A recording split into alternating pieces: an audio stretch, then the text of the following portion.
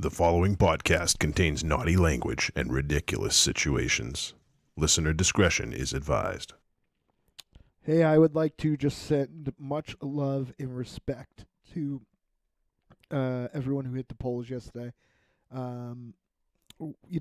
We here at Trick or Treat Radio / Deadites, we're hitting it hard, and it's just really awesome. We still have a fight ahead of us, but it was great to see the polling station so busy and seems so much blue at the end of the night. Also, I would like to give much love and respect to I was going to make a joke here, but our good buddy Monstezero hurt himself, and that motherfucker still rolled himself down the stairs and got out to vote, even though he can't even sit up. So good on you, Monstezero. Good on you. It actually made me feel bad that I've been telling people that you got hurt because your belly got so big it fell to the ground and you threw out your back.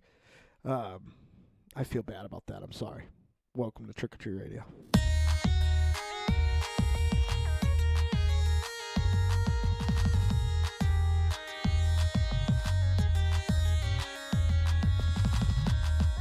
Welcome all you little zombies. You're listening to Trick or Treat Radio, starring the Deadites.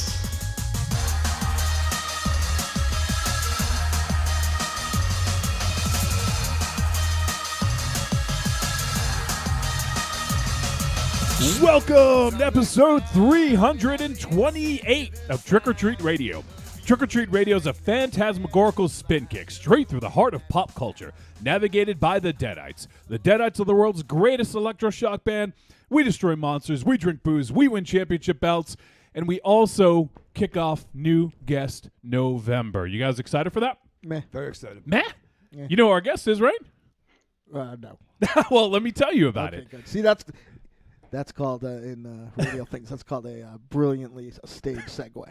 Oh. Brilliantly. I like how you frame it for yourself. Nice. Who is it, Johnny? You want to know? I do. All right. Well, we are now joined by a great film critic. I've actually found a lot of his stuff on YouTube. He does some reaction videos. He does some critiques. And he also has his own podcast. So if you guys want to check him out on YouTube, it's Geekin' with James Hancock. And then also he's got the The Wrong Reel podcast. And it is a fantastic podcast. I listened to one of his most recent episodes with Chu Hark, just kind of doing a retrospective on his career, and it was really super interesting. So I recommend you guys check it out. But we are now joined by James Hancock. Oh, you're making me blush, but thank you so much for the invite to y'all's podcast.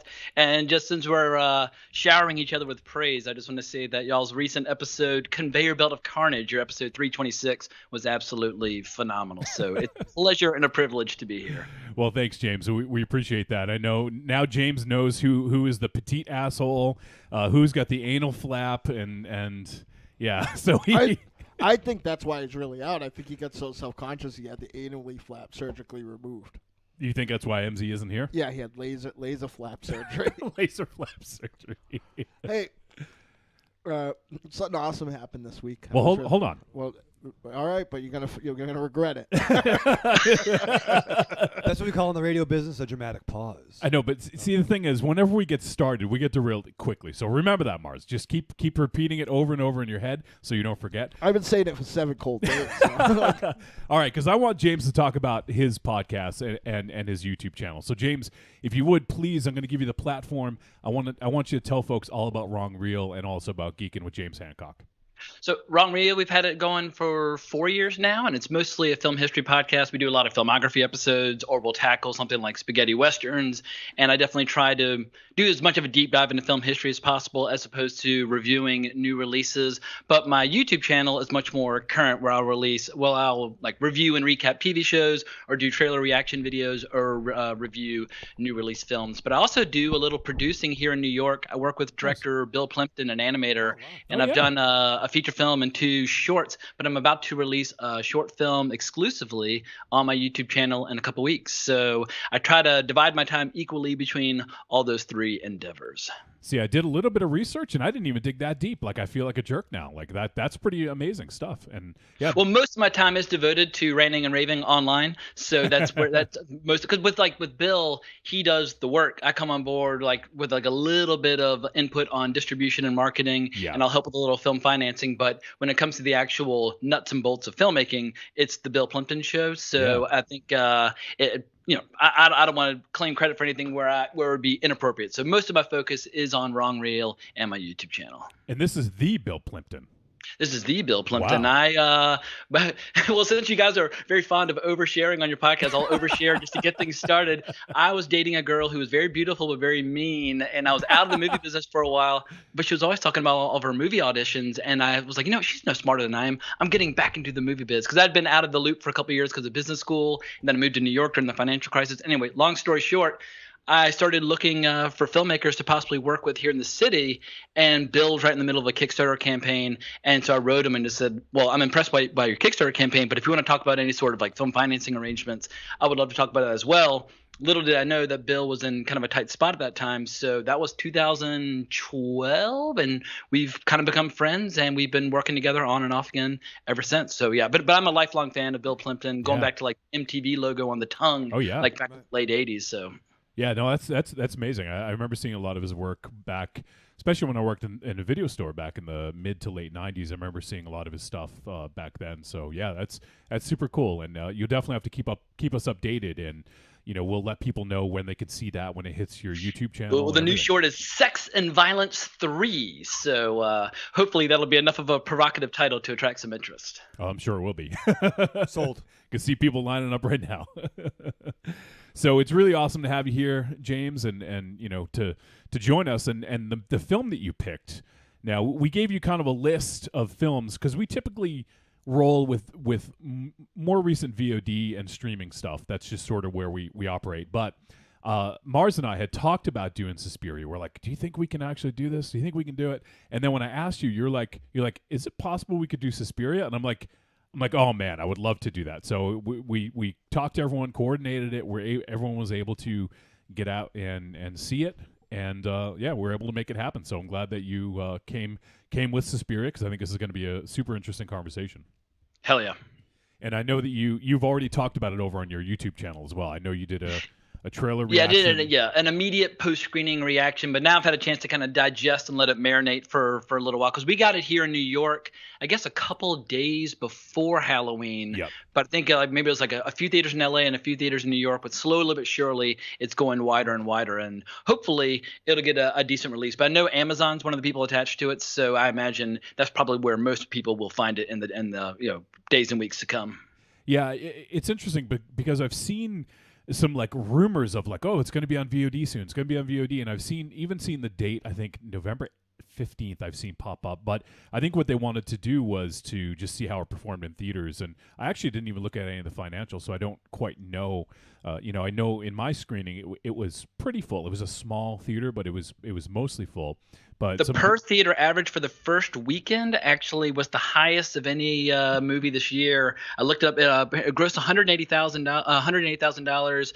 I don't know how many screens, but it made it the highest screen average box office launch of the year. Wow. But I think that was 3 or 4 screens max. So yeah. I don't know how it has fared beyond that. Interesting, yeah, because I know some of our listeners wanted to see it, but it wasn't playing anywhere near them. I think I know, for instance, one of our listeners in Alabama said the closest one was 120 miles. So I think it did open a little bit more wide this past weekend. So to be fair, though, they're still waiting for the talkies. Well, that is true. Yeah, I grew up in the South. Watch it. Real nice. You've already angered our guest, Mars. Nice. The lonesome organist plays Suspiria. Yeah, I grew up in North Carolina and Virginia, but I've chosen to live in New York the last 10 years. So I'll never be officially a Northerner, but obviously I enjoy both sides of the cultural divide on either side of the Mason-Dixon. Yep. Yeah, of course. And Mars, you weren't too far from the truth. You said that because we have a buddy Coop that lived in New York and moved to Virginia, and now I think you guys pass 2 ships in the night. Yeah, it's like a Gemini thing. If he comes back to New York, you're gonna go back. Suddenly be in the South. So, all right, Mars. I just wanted to make sure that James is able to talk about his stuff. Now, whatever you're going to talk about. So because he's a much better. Now this no. this isn't because Because he's what you're going to say. It's because of the intelligence, lack of intelligence of your coworkers. Because he's But a much continue. better friend than the rest of you. What? Aries came. So times are tough at the Mars Dome. I had to go get a part-time job. No one's really paying a shitty comic book writer and a big fat bald front man to do anything. And podcast-wise, you guys are just bringing the real estate down. Yeah. So I had to go get a big kid job. So as my big kid job, I work at a toy store. That's as far as big kid jobs go, it's not bad. No, it's not bad. I make okay. Considering what I do, like I bet you that I make competitive money to sell GI Joes. So, I'm pretty happy. I'm pretty excited about it. And Aries came and visited me at work, and it was awesome. It's good. And Yeah. my boss thought he was my father. Yeah, but you look older than Aries.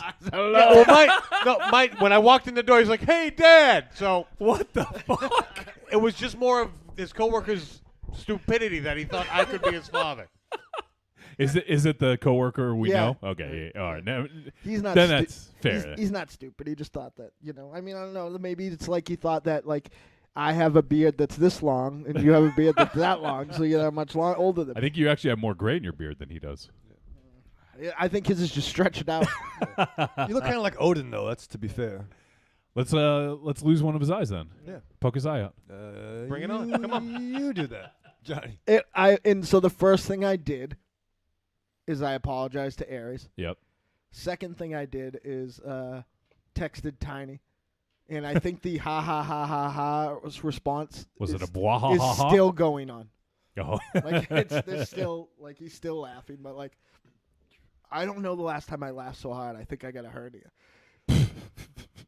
Did you? Oh, well, at least He you just didn't walked. So I didn't catch it, but it looked like he walked over and said like "Hello, Mr. Mars" or something like that. Like Well, no, he was just like, "Oh, so you're Mike's father," and put his hand out, and I just kind of stared at him. Wow. Well, oh man, I also did want to mention you had mentioned it earlier sorry, Treebeard. that we are down one. Monster Zero is not with us because he injured his back at work. So Yeah, so for those of you who think that hopes and prayers don't really matter, 4 years of me praying, one down. And I know he was probably the one that was maybe the most eager to see this film. Sure. And he unfortunately wasn't able to get out to the theater because he couldn't move, really. And so he's laid up. And, yeah, we're thinking about you, MZ. Sorry you couldn't be here, buddy. And but it is pretty awesome that he did get out and vote with a fucking cane. Yeah, totally. Yeah. If it makes him feel any better, Daniel Cormier, the UFC heavyweight champion, admitted that he almost was unable to fight this past weekend because the morning of he sneezed and completely threw his back out. Ooh. And he was like, "Oh my god!" And so he tried to go for a jog, couldn't. Went for a long walk, got real warm with like a sweatshirt and a couple other things. He was like, "All right, well, I'm just gonna not let myself cool down the rest of the day just to try to stay loose." But he almost had to pull out of one of the biggest fights of his career at Madison Square Garden because he's 40 years old and he sneezed and he threw his fucking back. Shit. Jesus. Well, remember on Rough. another program that I was on. Remember, Wolfie, when I popped a rib sneezing? Yes, I do Like, remember yeah, that that. was the fucking worst. It was the worst pain. Like I was a wrestler for a while. I got beat up a few times. Like my appendix exploded. Like the But- worst pain I ever had. Second worst pain I ever had is when I fucking was sneezing on the podcast and like I popped a rib and I thought I was gonna die. Was the number one what you referred to a few episodes back? No, no. Number one, I'll tell you this. All the times I've been in the hospital, you'd hear people just fucking moaning. And you're like, in the emergency room, and you're like, what's the fucking the matter with those people? Like, what could be the matter with those people? Right. Like, I have my leg is on a different gurney right now, and I'm not moaning like that. And I'll tell you what it is. It's their gallbladder is hurt or infected, because that is the worst pain that I have had in 100 years on this fucking miserable planet. Like, that is the worst. That hurt so bad. So Aries is like 200 then? 200,000. That hurt so bad that I kept taking my shirt off because it felt like it hurt to have a shirt off. Like they kept covering Jesus. me up. Like I wouldn't like it was so and I was doing that was also the night. I don't know if I told you guys, but a dude managed to get a hold. They were like dragging in the emergency rooms here are overcrowded. Hence the proposition that just didn't go through here, so things are going to get much better. And so they're bringing some overly inebriated guy into the fucking emergency room. I am like just starting to feel a little bit better because they gave me fucking morphine, right? Nice. Didn't fucking make a dent. Really? They gave me something else that didn't work. On the third kind of painkiller they tried, it stopped hurting.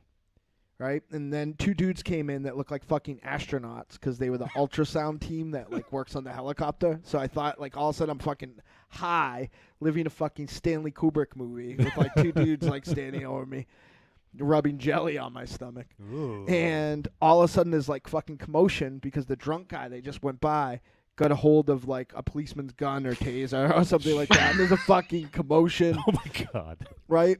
So I'm not even in a fucking room. I'm just in the hall. So I finally fucking pass out, right? And I fucking like roll over and start to wake up. And I just start hearing, I know you're awake. I know you're awake. And I'm just like, What the fuck? and my special aid friend's like, don't look. So I just, in the one room fucking across from me is this fucking guy shackled down like he's the fucking, like the fucking man in the Iron Mask. Like just fucking totally chained to this bed, fucking ranting at me like fucking Bill Moseley and Charlie Manson had a baby. Like just saying a bunch of crazy, I can't even remember what he said. He had like a thing he would say like something about but like it was at this cadence. It had devil in it. I can't remember what it is. But he just be like, and they're going to be about the devil. And he'd say like a bunch of shit. He'd go, and they're going to be about the devil. Right? And I was like, what is that guy? And it's like, that's so-and-so. He comes in drunk all the time. I'm like, does he always steal like a policeman's gun and get chained up? They're like, no, that's different. That's new. So, but like meanwhile, I'm strapped to the gurney because I'm fucking high. Yeah. And they're afraid I'm going to fall. So, like, literally, all I could do is turn my head and stare at a wall. Or turn my head and fucking make eye contact with fucking this crazy guy. Well, he's chained down. What's he gonna do to you? I don't know. He fucking did fucking evil beat poetry to me. That is what he did. That'd be entertaining. It Make the wasn't time go by. entertaining. It wasn't. And, like, keep in mind, if he got unchained somehow, It'd make the pain go away. and I got unstrapped, I couldn't get away. I couldn't even feel my from my chin down. I would have disappeared with whatever they gave me. I thought the way they had remedied my pain was they just cut off the rest of my body. They amputated me from the head down. But like, yeah, that's the worst pain that I ever had is my fucking gallbladder, by a lot. Like, and then they gave me like this. They gave me these painkillers, like a really strong painkiller. I forget exactly what it was. And normally, it will surprise no one that my normal thing with painkiller is I live through the pain so that I can enjoy these at a later date. Yes. Like, because Percocets are very good with, pain and grape soda. Yeah. Or, vodka, whiskey. But so I ended up literally taking these every time I needed to 20 minutes before I needed to. So, like, it got to the point where I was almost taking them, like, I had to, like, fuck it up and start over because I was so afraid I was going to feel that pain again. I kept being like, I got to take it even before I need it so I don't feel it. Right. But, like, it was fucking awful. And then they took it out of me, and it was fine. I was I don't, like, you have so much shit in you don't use. Wow. You have so much shit in you don't use. Well, look at all the stuff they took out of me. No, that's just you. Yeah, like, you like have the time to- your stomach exploded and the cheeseburger flew out. I didn't eat that cheeseburger. My appendix is gone. That fucking part of that knee is gone. Like, Your body has lots of accessories. you know? gallbladder's gone. Lots of accessories. And then we have the extra hands. That and the part of extra that finger rib is pads. gone. I don't need any of that. I mean, look at me. I'm still here. Barely. You're like a bad mechanic who puts a car back together. Look at all these extra parts. Right. I don't need this. All these extra screws. Oh, man. I suspect my insides look like when fucking Chewbacca pops out of the middle of Millennium Falcon pissed, covered in wires. But yeah, no, like I I didn't need anything that they took out of me. That whole part of my voice box, I didn't need that. Like That is true. You have lost a lot. Yeah. Well, we have a bunch of people hanging out in the chat room. We got Evil Corny. Nice. He says that we were supposed to replace MZ with either Myra or Ms. M. Mars. He's upset with you. That's what a really good idea. Both those things. Slagoth says one thing's for sure: we know MZ's not getting blown right now. Wow. Wow. I mean, before his back hurt, it wasn't Yeah. really happening. Yeah. His house should be called the fucking House of Wax. It's fucking nothing happened. We got Paps hanging out. We got Chromecast Josh, and I think there's some other people. I'm not going to scroll back, but so cool. Thank you for everyone who's hanging out, watching the live show. Not Monster Zero. He's not here, huh? Nah, I don't think so. And we have some voicemail coming up later on. One thing I did want to mention, though, Raven Shadow, Yes. you got me a little gift here. I did. I appreciate that. Bought you something? Yeah, Raven Shadow got me Green Lantern #1 from Grant Morrison. See. And who's the artist? It is Liam Sharp. Liam Sharp, yeah. Did that start today? Yeah. It came out Yeah. today. Nice. I fucking love Grant Morrison. Yeah. Me too. I'm interested. I met him briefly at Comic-Con years ago. I basically ran over him, started attacking him, and he couldn't have been nicer. But because we both have bald heads, he said, "Oh, we look like 2 eggs boiling in a pot." And I was like, "You are the coolest fucker of all time." I love his stuff. That is the most succinct, cohesive Grant Morrison quote I've ever heard. Yeah. Yeah. What was I mean, he- did you ever watch? What was it? Talking with Gods? Was it the documentary about his career? That was fantastic. I haven't seen that yet. Yeah, it's available for free on YouTube, but it's a pretty well-produced documentary. Nice. And if he started a cult where he became the Messiah, I would join right now. Wow. Is he still locked in his wizard battle with Alan Moore? I don't know. He's I don't know, but they are really into drawing sigils. And when he gave I saw a panel at Comic-Con, and he gave a demonstration on how to create sigils. So if you ever want to create a sigil for luck or for cursing people or whatever, Grant Morrison will show you how to do it. yeah, I don't want to do He's that. your dude. Yeah, this is interesting. I mean, obviously, I love Green Lantern to begin with, but I do love Grant Morrison as well. So I'm really curious to see his take, because apparently Hal Jordan is an intergalactic lawman. That's Yes. sort of the angle that he's taken with this. So kind of Intergalactic taking the lawman. big epic sort of sweeping, universe hopping. Widescreen. Yeah. Because I mean, to be fair, That's not what that is. well, I mean, Yeah. for the last couple of years, it was Hal Jordan and the Green Lantern Corps. Sure. So they had a Yes. team up book. There was Green Lanterns, which was the Earth-based team. 2 new ones, a guy and a girl.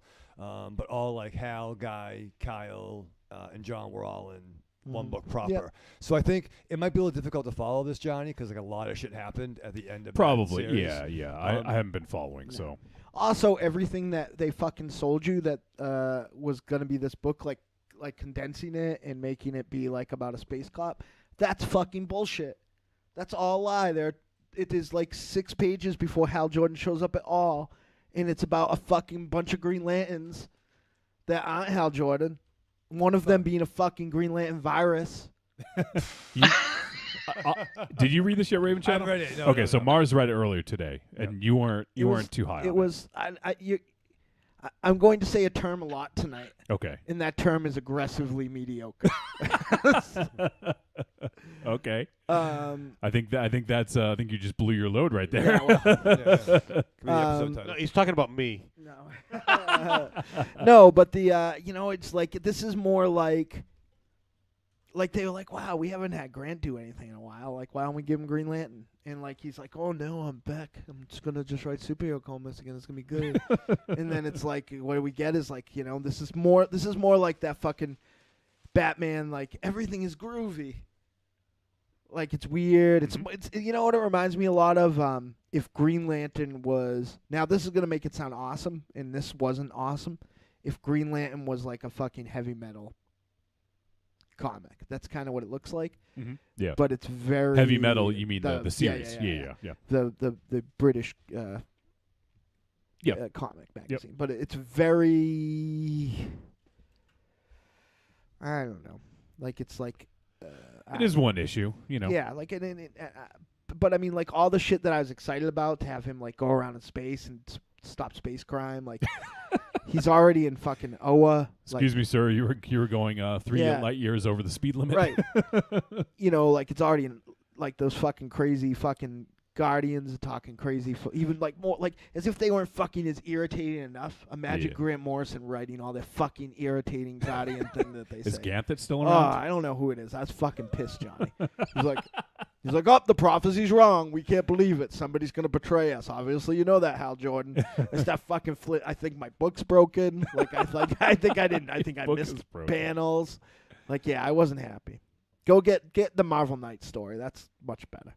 The Marvel Knights story? Yeah, I didn't even know they were doing this. They're doing some anniversary of Oh, Marvel is it? Knights. Oh, okay. I gotcha. It's just a story that has all. Remember they did all the different Marvel Knights comics? Right. Well, this Late is, 90s. It was yeah. great. Like Kevin Yeah. Smith on Daredevil and stuff like that. Yeah, So yeah. this has so far it stars mainly Kevin Smith, Daredevil, and Kevin Smith, Matt Murdock, Kevin Punisher. Smith is Daredevil Yeah. now? Yes. Might as well.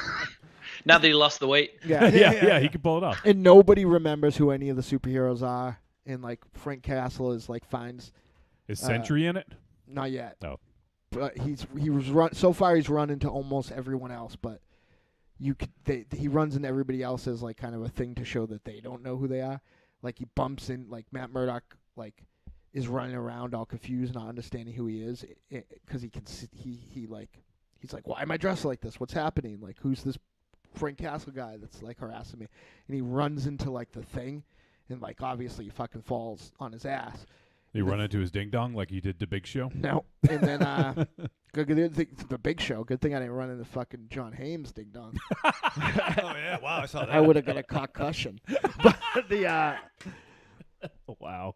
like the reality, we know what religion he is, but the reality is that the thing like is like, what's the matter with this guy? And it shows Ben Grimm, like it shows the thing, but then he looks into like a window and he sees himself just as Ben Grimm and not as the thing. So it involves Doctor Doom and the Kingpin and all this stuff. Like it was wacky, but I really fucking enjoyed it. So it's Like, just a single series? It's yeah. it's I not don't know. like I don't even know multiple how books. long it is. Like I literally found out about it because I went across the mall today to pick up fucking apparently what's a $5 Green Lantern comic book, and saw this Marvel Knights book. So it was really really good.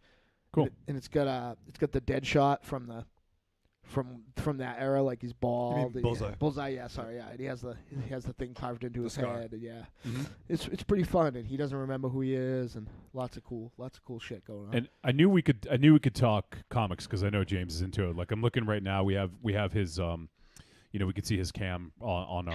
Oh iPad. yeah, you can see some of my nerdy collection Yeah, behind me. yeah. A lifelong reader and shameless comic book fanatic. It's nice, man. Digging that. Yeah, I see some Jack Kirby stuff back there. So yeah, digging it. And one thing, I was flipping through the new Green Lantern issue, and I happened to come upon an ad for Titans. And I know, James, you've been talking about it on your YouTube channel. And I literally just before here, I just watched episode 2 before I got to the studio. So I'm trying to catch up.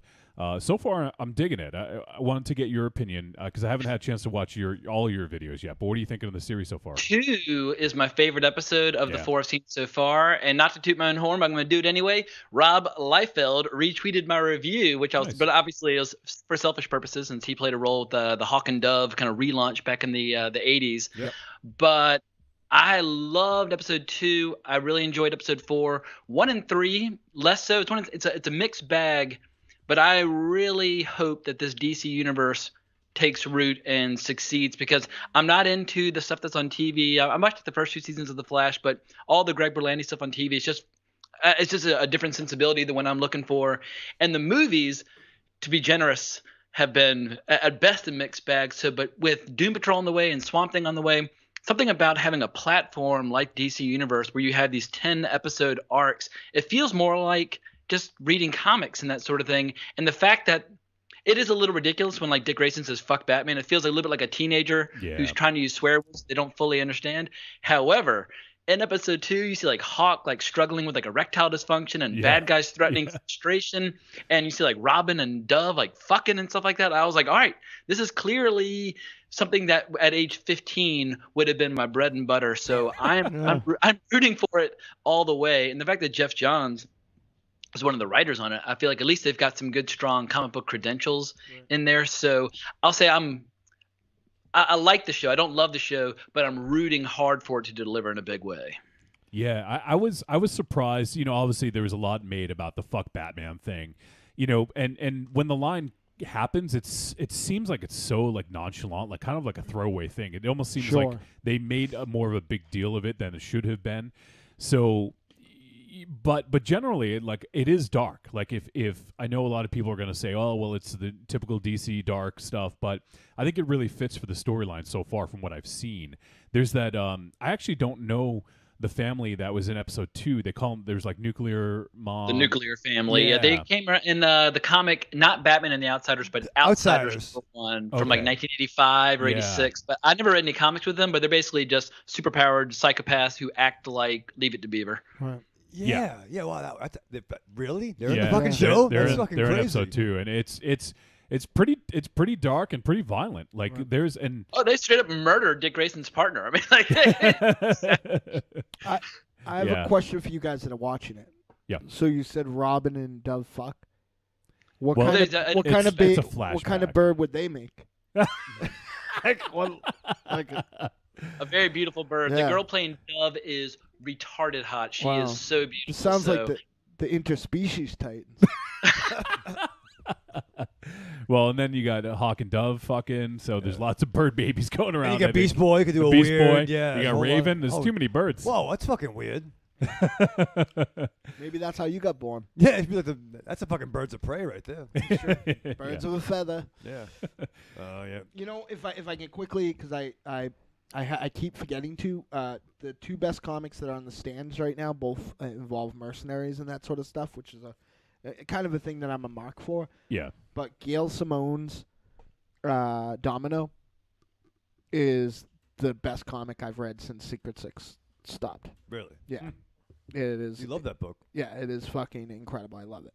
I love it. I love it.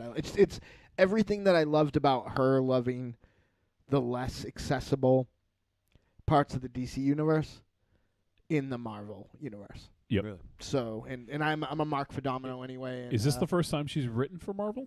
I can't remember another time. Because I just remember her doing Yeah, DC all the DC time. stuff. Yeah, yeah. Yeah, and this has Sidewinder, who I'm a big fan from. Oh, and Z's breasts. Yeah, From no. the, Super Society. yeah, and Captain America's. And there's a great line in it because they managed to get a hold of a Quinjet, Yeah. and she says something like how did you get this? And she's like, let's just say I owe one certain Avenger a really good weekend. But that's awesome. And the other thing that I feel bad recommending it because like I keep forgetting. I'm enjoying the book so much I keep forgetting that this guy is like current like comic book royalty. But Kirkman's Die is out fucking standing. He's basically taking the fact that he runs the company, and even if he didn't, nobody would tell him not to do Yeah. stuff to write this really like incredible. You almost can't call it subversive because it's in your face. Yeah.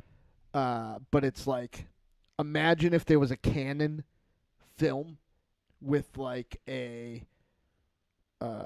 like Lucas budget.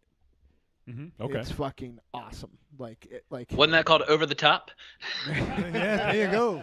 yeah, to do fair. And like every issue has this cool conceit where it gives the first page gives somebody's origin, and it's like this person did this till they got here, and then it like flips to like a splash page and it gives like a the title of the book every time. So it's like this person went through mercenary school and did this and did this and did this, and now we make sure that evil, and you flip it like dies. Yeah. Like so, like it's fucking good, and like people getting their noses cut off, and It's good to see that Kirkman's not resting on his laurels because he certainly could, right? Yeah. With the Walking Dead TV series. So it is good to see these continuing to put out, good content. I haven't read Die or much of anything else that he's this done is in the last few violent years. like The Night Comes for Us too. Oh yeah, okay. Yeah, violent and like like cool, like that type of like government conspiracy theories like that. Like supposedly there's like a phrase that they've implanted in Sesame Street. Yep. That makes children like shit themselves uncontrollably if Jesus. they hear it. and they were using it on mercenaries because Sesame Street's global now, so they're making all the. So bad what guy is shit. Jonathan Hickman working on these days? I feel like you seem pretty up to speed on a lot of stuff, but Jonathan Hickman, when he left Marvel, he kind of tore my heart out. But I kept hoping that he would do something huge elsewhere. But it seems like he's always been like persona non grata the Did last few East years. of West stop? It still like comes out here and there, but it's one of those things where when he was at Marvel from like Fantastic Four through like his New Avengers and then his just mainstream Avengers and like his Secret Wars and everything, he just had this just insane output, and I was just eating it up. Even when it was subpar, I just loved the whole vision. But it's almost like it was such a huge output of labor that he kind of burned himself out. Right. But I just keep hoping that he'll reemerge at Image or DC or wherever. With I hope something so else. too. And to be honest with you, this is. I mean that he said that. I'm sure you saw that. Like he was literally like, everything I've written for the past 3 years sucked because I was writing too much. He never got to even do a second draft, and he's like, yeah, just being able to write a second draft would be a luxury. Yeah, so I think he might have just maybe I don't know, maybe he lost his taste for it, or maybe he will come back like after if he's like any writer I know, and I know a lot of writers, he's probably hauled up somewhere, living off those Avengers checks, writing something over and over again, Like a laboriously. 1,000-page Yeah. graphic novel drawn by like Milo Manara or something. Yeah, That'd be awesome. like so. Yeah, like I mean, it's about time. Somebody, even if he isn't thinking about it, what's going to happen is that comics is an arms race, right? Like so, DC, Marvel, DC gets Bendis, so they use that big kip up money to get Grant Morrison off the bench again to have more. And now when Marvel's like all about these young new writers and something like that, they're gonna be like, well, shit, like nobody's buying fucking Exiles. Right. Like we're gonna, like, and they also got like not for nothing, like, Kelly Sue DeConnick is in DC now, so I feel like She's doing Aquaman. yeah, so like a lot of these like indie darlings are starting to like take these contracts, so I think it's like we're about to see the next big arms race, so he's definitely like a sales bomb that's on the table, so it would be great to see that guy come back. I think does everybody agree that the big get right now would be if one of those guys could get Kirkman? Oh yeah, write for something, sure, like- for sure. But there's no need for him to do it. Yeah, I mean he has complete control right now. Like I mean they would have to hand him like a massive crossover. He's making a or lot of something. money with Walking Dead, a fucking shit ton yeah. of money. But Yeah, is he making Disney money? probably. You think? Like Oh, I Disney don't know. money? I mean, Because, with the show and everything, you got to imagine he's been doing pretty fucking what was well. that book that got optioned the minute it dropped? He had a couple of books that were getting optioned for TV shows. There was Oblivion. It's like a sci-fi dystopian thing, and I think he did something else too. Well, he did. Oh. He's got the show on Cinemax. Is it Outcast? That's what it was. Outcast, yeah. That's what Yeah. it was. So like immediately that was picked up. And what's the other one you love, Mars? The superhero one that Kirkman does? Invincible. Invincible. Yeah. Yeah, I thought that stopped, but apparently it's still going. Yeah, I read like the first 130 or something issues of Invincible, but then finally fell off of it. But it was quite a read for many, many years. Yeah, I did. It got a little like I'm not a huge sci-fi fan. Like I like space opera stuff, but like I wasn't like a big Legion guy. Like I liked them sometimes, and it got a little too spacey, towards the end, and I kind of fell off a little. But plus I did that whole almost dying thing, so That whole dying thing. yeah, so I stopped reading some stuff. But like, yeah, I'm looking now. If only we had a device that you could look on things and see what's happening. Yeah. He's probably run Hickman. Well, I'm looking at his Twitter, and he's just posting pictures of like Highlander. Good. Perfect. That's what happens when you write Avengers during the Bendis boom. Yeah. Yeah, I think he only has 12 tweets, so Good. And Bendis's fucking Superman's good. Like, it is a good time. It's just, I just don't. I love him too, and I have every issue of Doom Patrol that Grant Morrison wrote, and every issue of Animal Man, and I have all the trades, and I have the omnibus editions, and I have a bunch of the hardcovers too. Like, I love Grant Morrison. So please don't anyone take this the wrong way when I say don't let him write fucking superhero comics. Don't do it. Because every once in a while you're gonna think he's okay, and he's gonna fucking make X-Men happen again. He's gonna be like, no, this will be good. It's like Batman, mate. It's gonna be fine. Trust me. Trust me. No, it's not. I'm not gonna make Hal Jordan say everybody chill out. It's groovy. I promise. I promise, man. Well, who's telling him this? Is it like is John Lennon? I don't know. Telling him to write it that That's way. another thing. Crazy asshole. Evil Corny says, I have Talking to Gods. The sigil stuff is chaos magic. And let's see. Corny had some other things to say here. He says, Ed McGuinness is who I've been missing. He's good. Did he take a break from comics? I thought he wasn't he on Avengers with Jason Aaron fairly recently? Did a couple issues with the relaunch. I'm not sure. Do you know Mars? Oh, the artist? Yeah, yeah. Ed McGuinness, yeah. Yeah, he let off. And that's the thing, when Ed McGuinness is attached to anything, I'm like, well, how long is he going to be on the book? Yeah. He was on Avengers for a couple issues and then he dropped off. But it was during that whole, like Celestials thing when it was like, it's just they relaunched Avengers maybe 8 or 9 months ago and he was part of the launch. He finished that story, I think. But that story, like, I thought that it went longer than it did because the Celestial is part of the, like, the Celestial is like, they stole from an Image comic. I forget which one it is, and they live in that Celestial now. So like I thought I thought he left in the middle of the story, but I'm pretty sure he finished that story. And then there was like a one shot about the Primordial. I think they're gonna do the origins of all the Primordial Avengers that they introduced in that first story. They were so cool. Yeah. I was a big fan of those. Yeah. They did the Ghost Rider, the original Ghost Rider origin. And now I thought that it was still that story. I just love the idea of Odin and Dark Phoenix boning. Like, that was really cool. Yeah. Well, everybody's fucking in that book. Like Hercules and She-Hulk are fucking throwing down in that book. They can't keep their hands off each other. She fucked everybody. She's like, it's like her, like Nightwing, Murdoch, and She-Hulk. They fucked everybody in both universes. I'm putting that in Pornhub right now. Yeah, Somebody yeah. had to do that. Axel Braun, right? Raven Yeah. Shadow? Yeah, absolutely.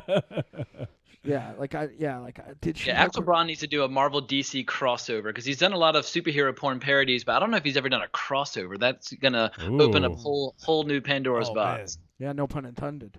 Yeah. Not only Pandora's, you can get plus Shay all the other Styles. ladies. So Paps asks, I've been wanting to start reading Green Lantern, but have no idea where to start. No. Good luck, man. Yeah. I would say, personally, I mean, probably because this meant a lot to me was the Emerald Twilight stuff. Yeah. Back in the, was it mid to late 90s when Ron Mars was finishing up his run? That was run? 94, I believe, 93, 94. It was back when, You get it in trades. It's for me, that was fucking awesome stuff. But that is when I jumped on, so it had a big impact for me. But I think it's a really cool storyline because you get to see Hal go fucking nuts. Right. And then you sort of get like a lull with Kyle sort of integrating as the new Green Lantern. That's why I think it's a good jumping on point because you're not dealing with like all these Green Lanterns with the core and everything. So plus Kyle's pure. And plus, he's new, so you don't have a lot of continuity to follow with him. So, but that is, at this point, 20-something years old. That's the thing now, man. I mean, it's so even funny, even talking about like Titans with people. I have a kid that works for me. He's 30, but even talking to 20-year-olds too. When I try to talk about the Perez Teen Titans stuff, that era, there's like no interest. It's almost like if somebody told me about the 60s, groovy Titans, back in the day, where a lot of kids know them from Titans Go, and then they've gotten older, and now they like this darker version. Like, I don't know if that some of that 90s stuff would play out as much as I love Kyle. True, yeah. I mean, maybe a safe bet is Jeff John's Rebirth. Yeah, he's not. That's a safe bet. Pabst. That's my kid, though. Remember, he's not like the rest of them. Like, he's not like a young fucking POS like the rest of those fucking millennials.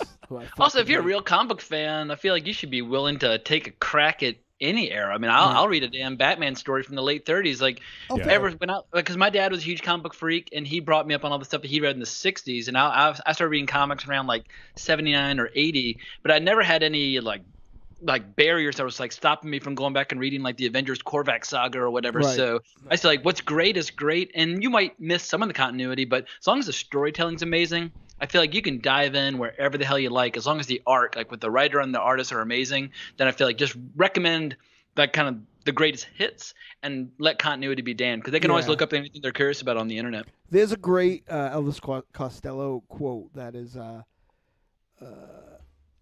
there comes a point in your life when you come to grips with your parents' record collection. Yeah. And I think that is not unlike comics, because like, I mean, I was lucky, I was spoiled too, because my dad's comics was probably the first great era of comics for writers. You know what I mean? So I was getting like all that like late 60s, early the Roy 70s. Thomas stuff. Yeah. Yeah, that's an incredible era. You know, Kree-Skrull War and stuff like that. Like Barry Windsor Smith Conan and a lot Or of Jim great, Steranko, Right. like on Nick Fury, Agent of S.H.I.E.L.D. all the way up and down, like great Archie comics, like just all sorts of great stuff at the time. Great Bernie Wrightson and like great Marvel, like Werewolf by Night and horror comics and stuff like that. So, and then went seamlessly into Perez and Byrne and all that great stuff like that I grew up on. And then the second era of Perez and Byrne, when they were like calling the shots and writing the books and stuff, like, so Claremont and all those guys. So like, it was a really great time. What I find the problem with like kids today is that they don't they've never lived through like a long period of time with anything comic wise. Like They don't appreciate how good they got it. Like in the 80s, if you got a good superhero movie once every 10 years, like, Right. oh my God, like we're lucky. Right. Now it's like we live in this ocean of sometimes subpar superhero shows and movies, but there's so many options to choose from. You can almost be like a dilettante, like, oh, I'm going to ignore all these and I'm just going to watch these, the ones that I like. But in the 80s, all you had was the comics. And so you Right. just got so much more emotionally invested. I mean, but like, so say you're Pabst, right? Yeah. Okay?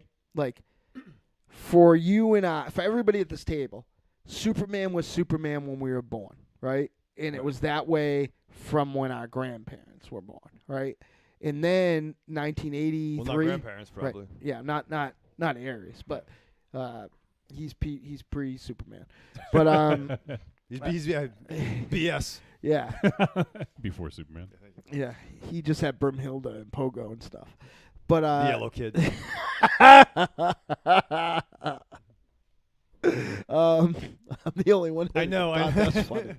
But so then we had the Crisis. What was the Crisis? 83 to 85 or something like that. 85. Like, yeah. So it was at the Crisis, and then Superman was Superman all that time, and then he died, right? And then as we've talked about a million times, that jump started a whole nother thing, but it was still Superman, right? And then we had another Crisis, right? And then Marvel changed his continuity a little bit. And then we had the New 52. We had another Crisis, and we had the New 52. So if What about Zero Hour? Yeah. So if you were just getting in the comics right after Zero Hour happened, like none of these characters fucking mattered because they were all disposable. Like, think about how long there wasn't the Teen Titans weren't popular enough to have a book in the New 52. They did though.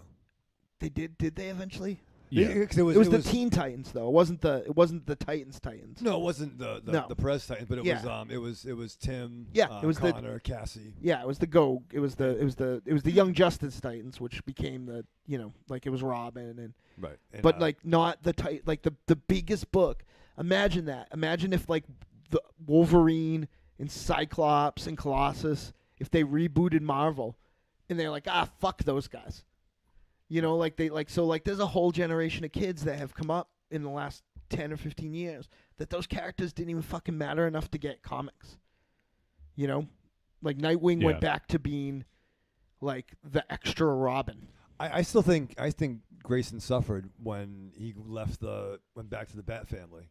Yeah, I agree. Many 100%. years ago. Yeah. He went to being, Kid Batman. Yeah. And not the guy that was leading Titans on alien planets. I agree 100%. Like he was the fucking extra Robin. He wasn't the fucking Tim Drake one that didn't make any sense how old he was when they rebooted continuity. Right. But like he was still just another fucking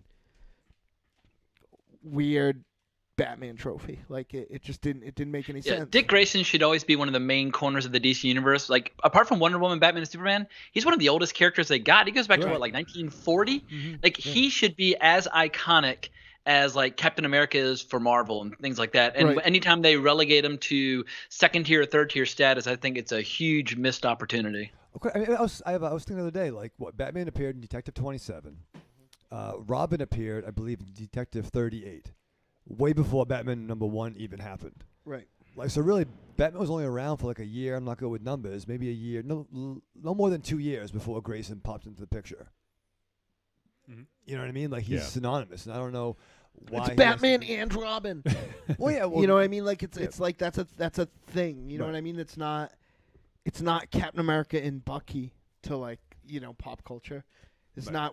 not Wonder Woman and whoever the fuck. It's Wonder Woman and whoever. the fuck. it's to steal a Raven Thank you. Shadowism. Yeah. I'd buy that book. It's like it's Batman and Robin. Like even though coming from the era that I come from, I tried to rebel against that.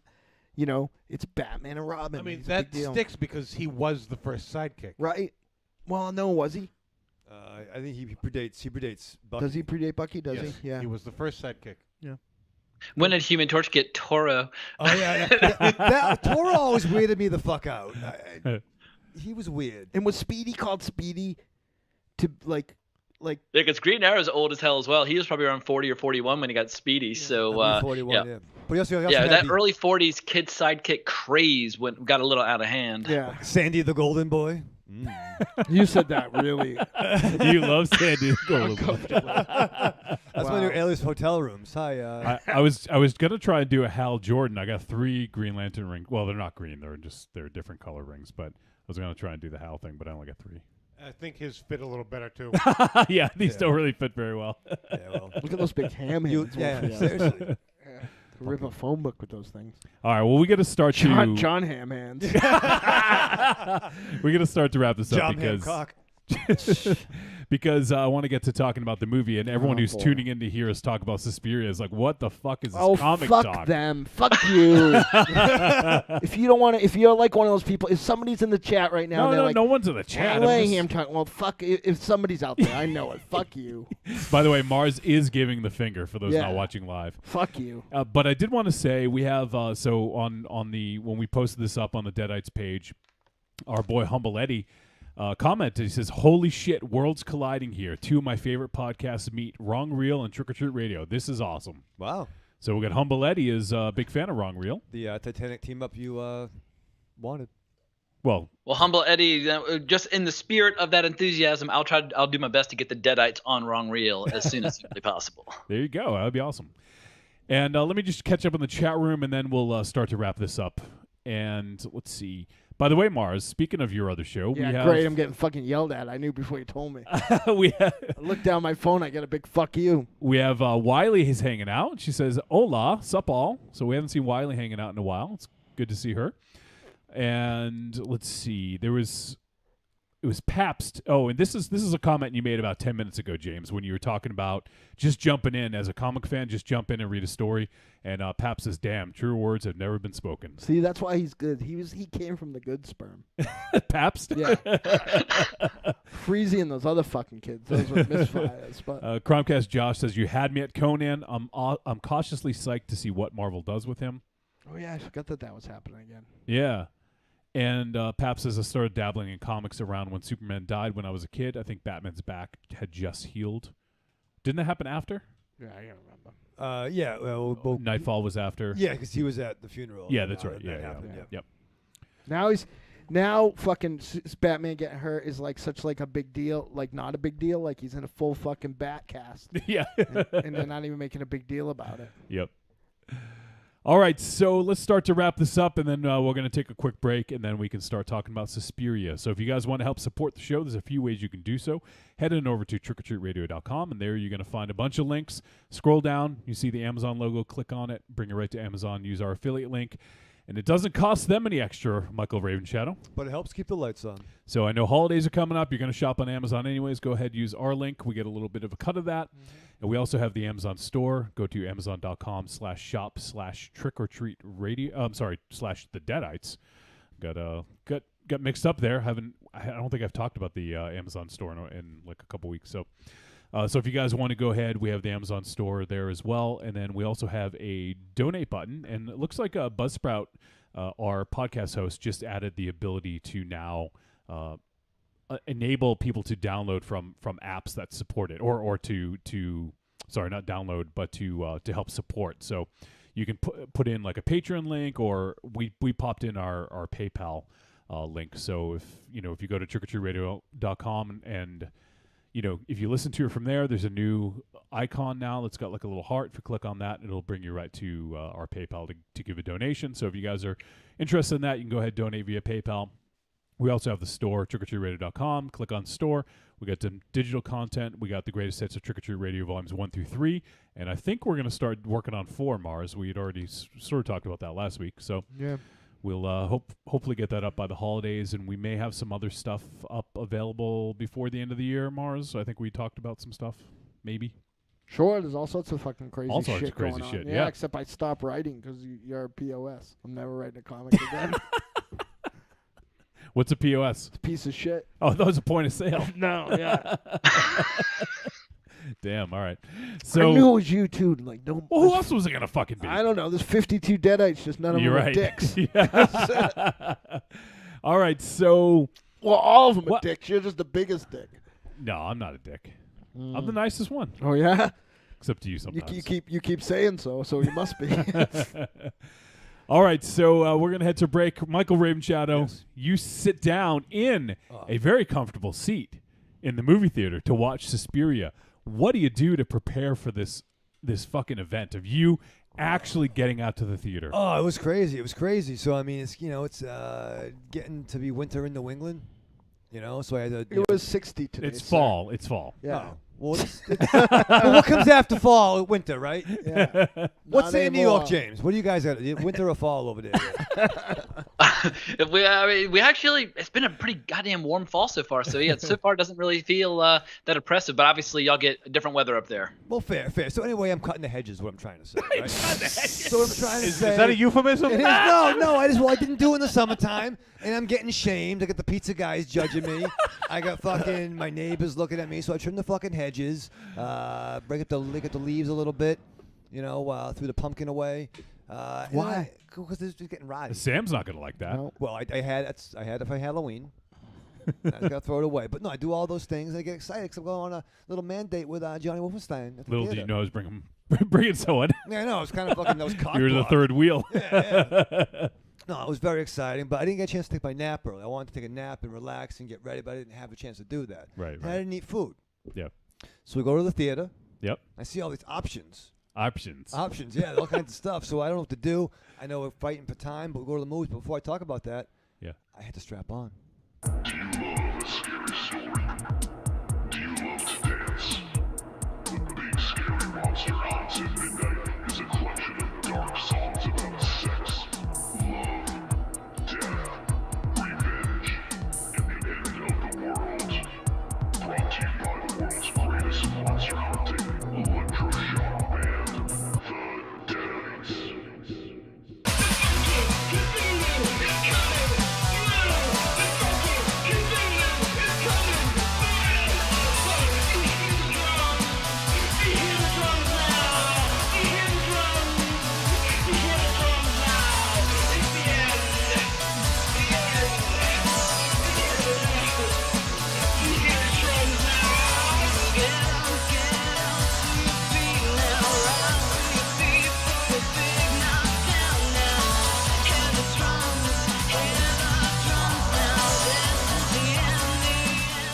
Available on iTunes, Google Music, Amazon, CD Baby, and all other digital distribution sites. I'm Mike Allred. For the gidgiest listening experience, you gotta check out Trick or Treat Radio. I'm Ruby Burble. What's up, y'all? It's me, the Yeti. telling all the ladies that they couldn't be more fine and that we should knock those boots like Frankenstein. When I want to get my nerd on, I go to Facebook and I go to the Trick or Treat Radio Facebook group. That's the place where I get to talk about all the hip new horror movies, all the cool comics. What comics? RPGs, video games, you name it, we're talking about shit on there. And you could not be any cooler if you were the coolest kid in school. Be the first kid on your block to swing their cock over at the Trick or Treat Radio Facebook group. Just go to Facebook, search for Trick or Treat Radio, ask to join, and it's like Nerd Nirvana, baby, without the shotgun blast. This is the Yeti, signing out. See you at the Trick or Treat Radio Facebook group. Follow us on Twitter at The Deadites, TheDeadites.com, and TrickOrTreatRadio.com.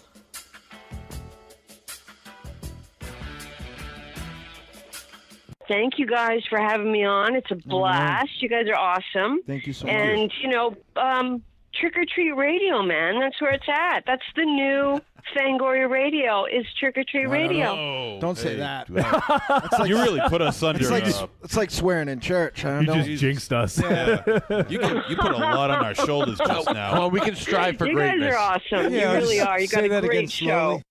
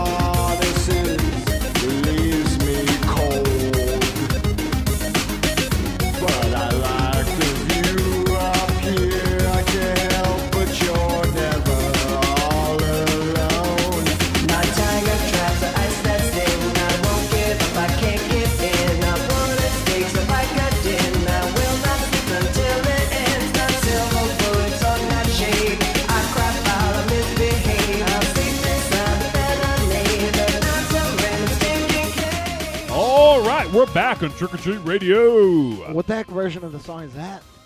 It's the version from the album. Is it really? Yeah. I have a different version. This is the one you sent me, I think. Well, it's no. I'm without any exaggeration. Tiny literally paid like 5 people Right. to produce that record, so I don't ever know which one is that song. So I don't know which one. Yep. And So then I think produced that's the one. himself like a jerk.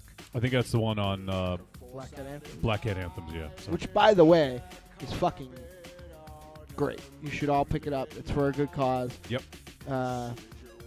Just do a Google search for Black Hat Anthems for Redheaded January Girls. Is it 45 tracks? 45 tracks featuring Compilation. some of your favorite podcasts and just about I don't know. There's not like fucking Red Cup pickup truck country on there, but there's almost every other there's every good genre of music is on there. There's fucking all kinds of metal. There's death metal on there. There's fucking weird, crazy, dark industrial. There's pop, lots of synth pop. There's rock and roll. There's symphonic metal. It's all for a real, real good cause. So look that up and pick it up. It's $12 for 40 tracks of some of your new favorite songs. So I highly recommend it. And it's hosted by Talk Without Rhythms, El Goro. So that's worth the There you price go. of admission right there. Absolutely. All right, so now we're going to talk about this movie. So, Suspiria, it was obviously filmed from 2018. It is 2 hours and 32 minutes, right, Raven Shadow? Yeah. And it is listed as a fantasy horror mystery, rated R, and it is directed, I hope I'm saying his name correctly, Luca Guadagnino.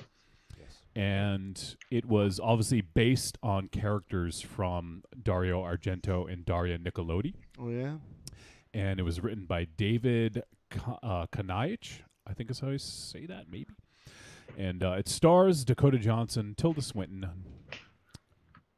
Chloe Grace Moretz, Angela Winkler, and Mia Goth, Ingrid Cavern, and there's one other person who played Olga. Who is that? Elena Fokina. So, and the synopsis that we have here on IMDb is: a darkness swirls at the center of a world-renowned dance company, one that will engulf the artistic director, an ambitious young dancer, and a grieving psychotherapist. Some will succumb to the nightmare, others will finally wake up.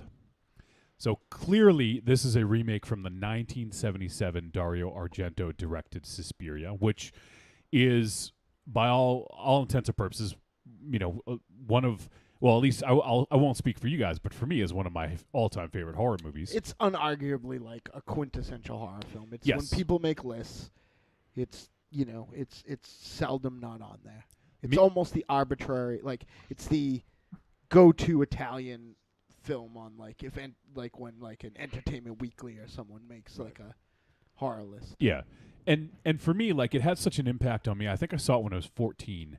And like initially, I think I first heard about it when, I think back in the day when MTV actually was watchable. I don't even know. I haven't watched MTV in years, but they had like it was like best horror scenes or something like that. One of these countdown shows. I can't remember exactly. And it talked about this movie Suspiria, and I was like, "What the fuck is this? I got to see this movie," because it looked amazing. So I went and sought it out, rented it probably the next weekend or whatever, and was just blown away by how it looked and just how it impacted me. Like it was.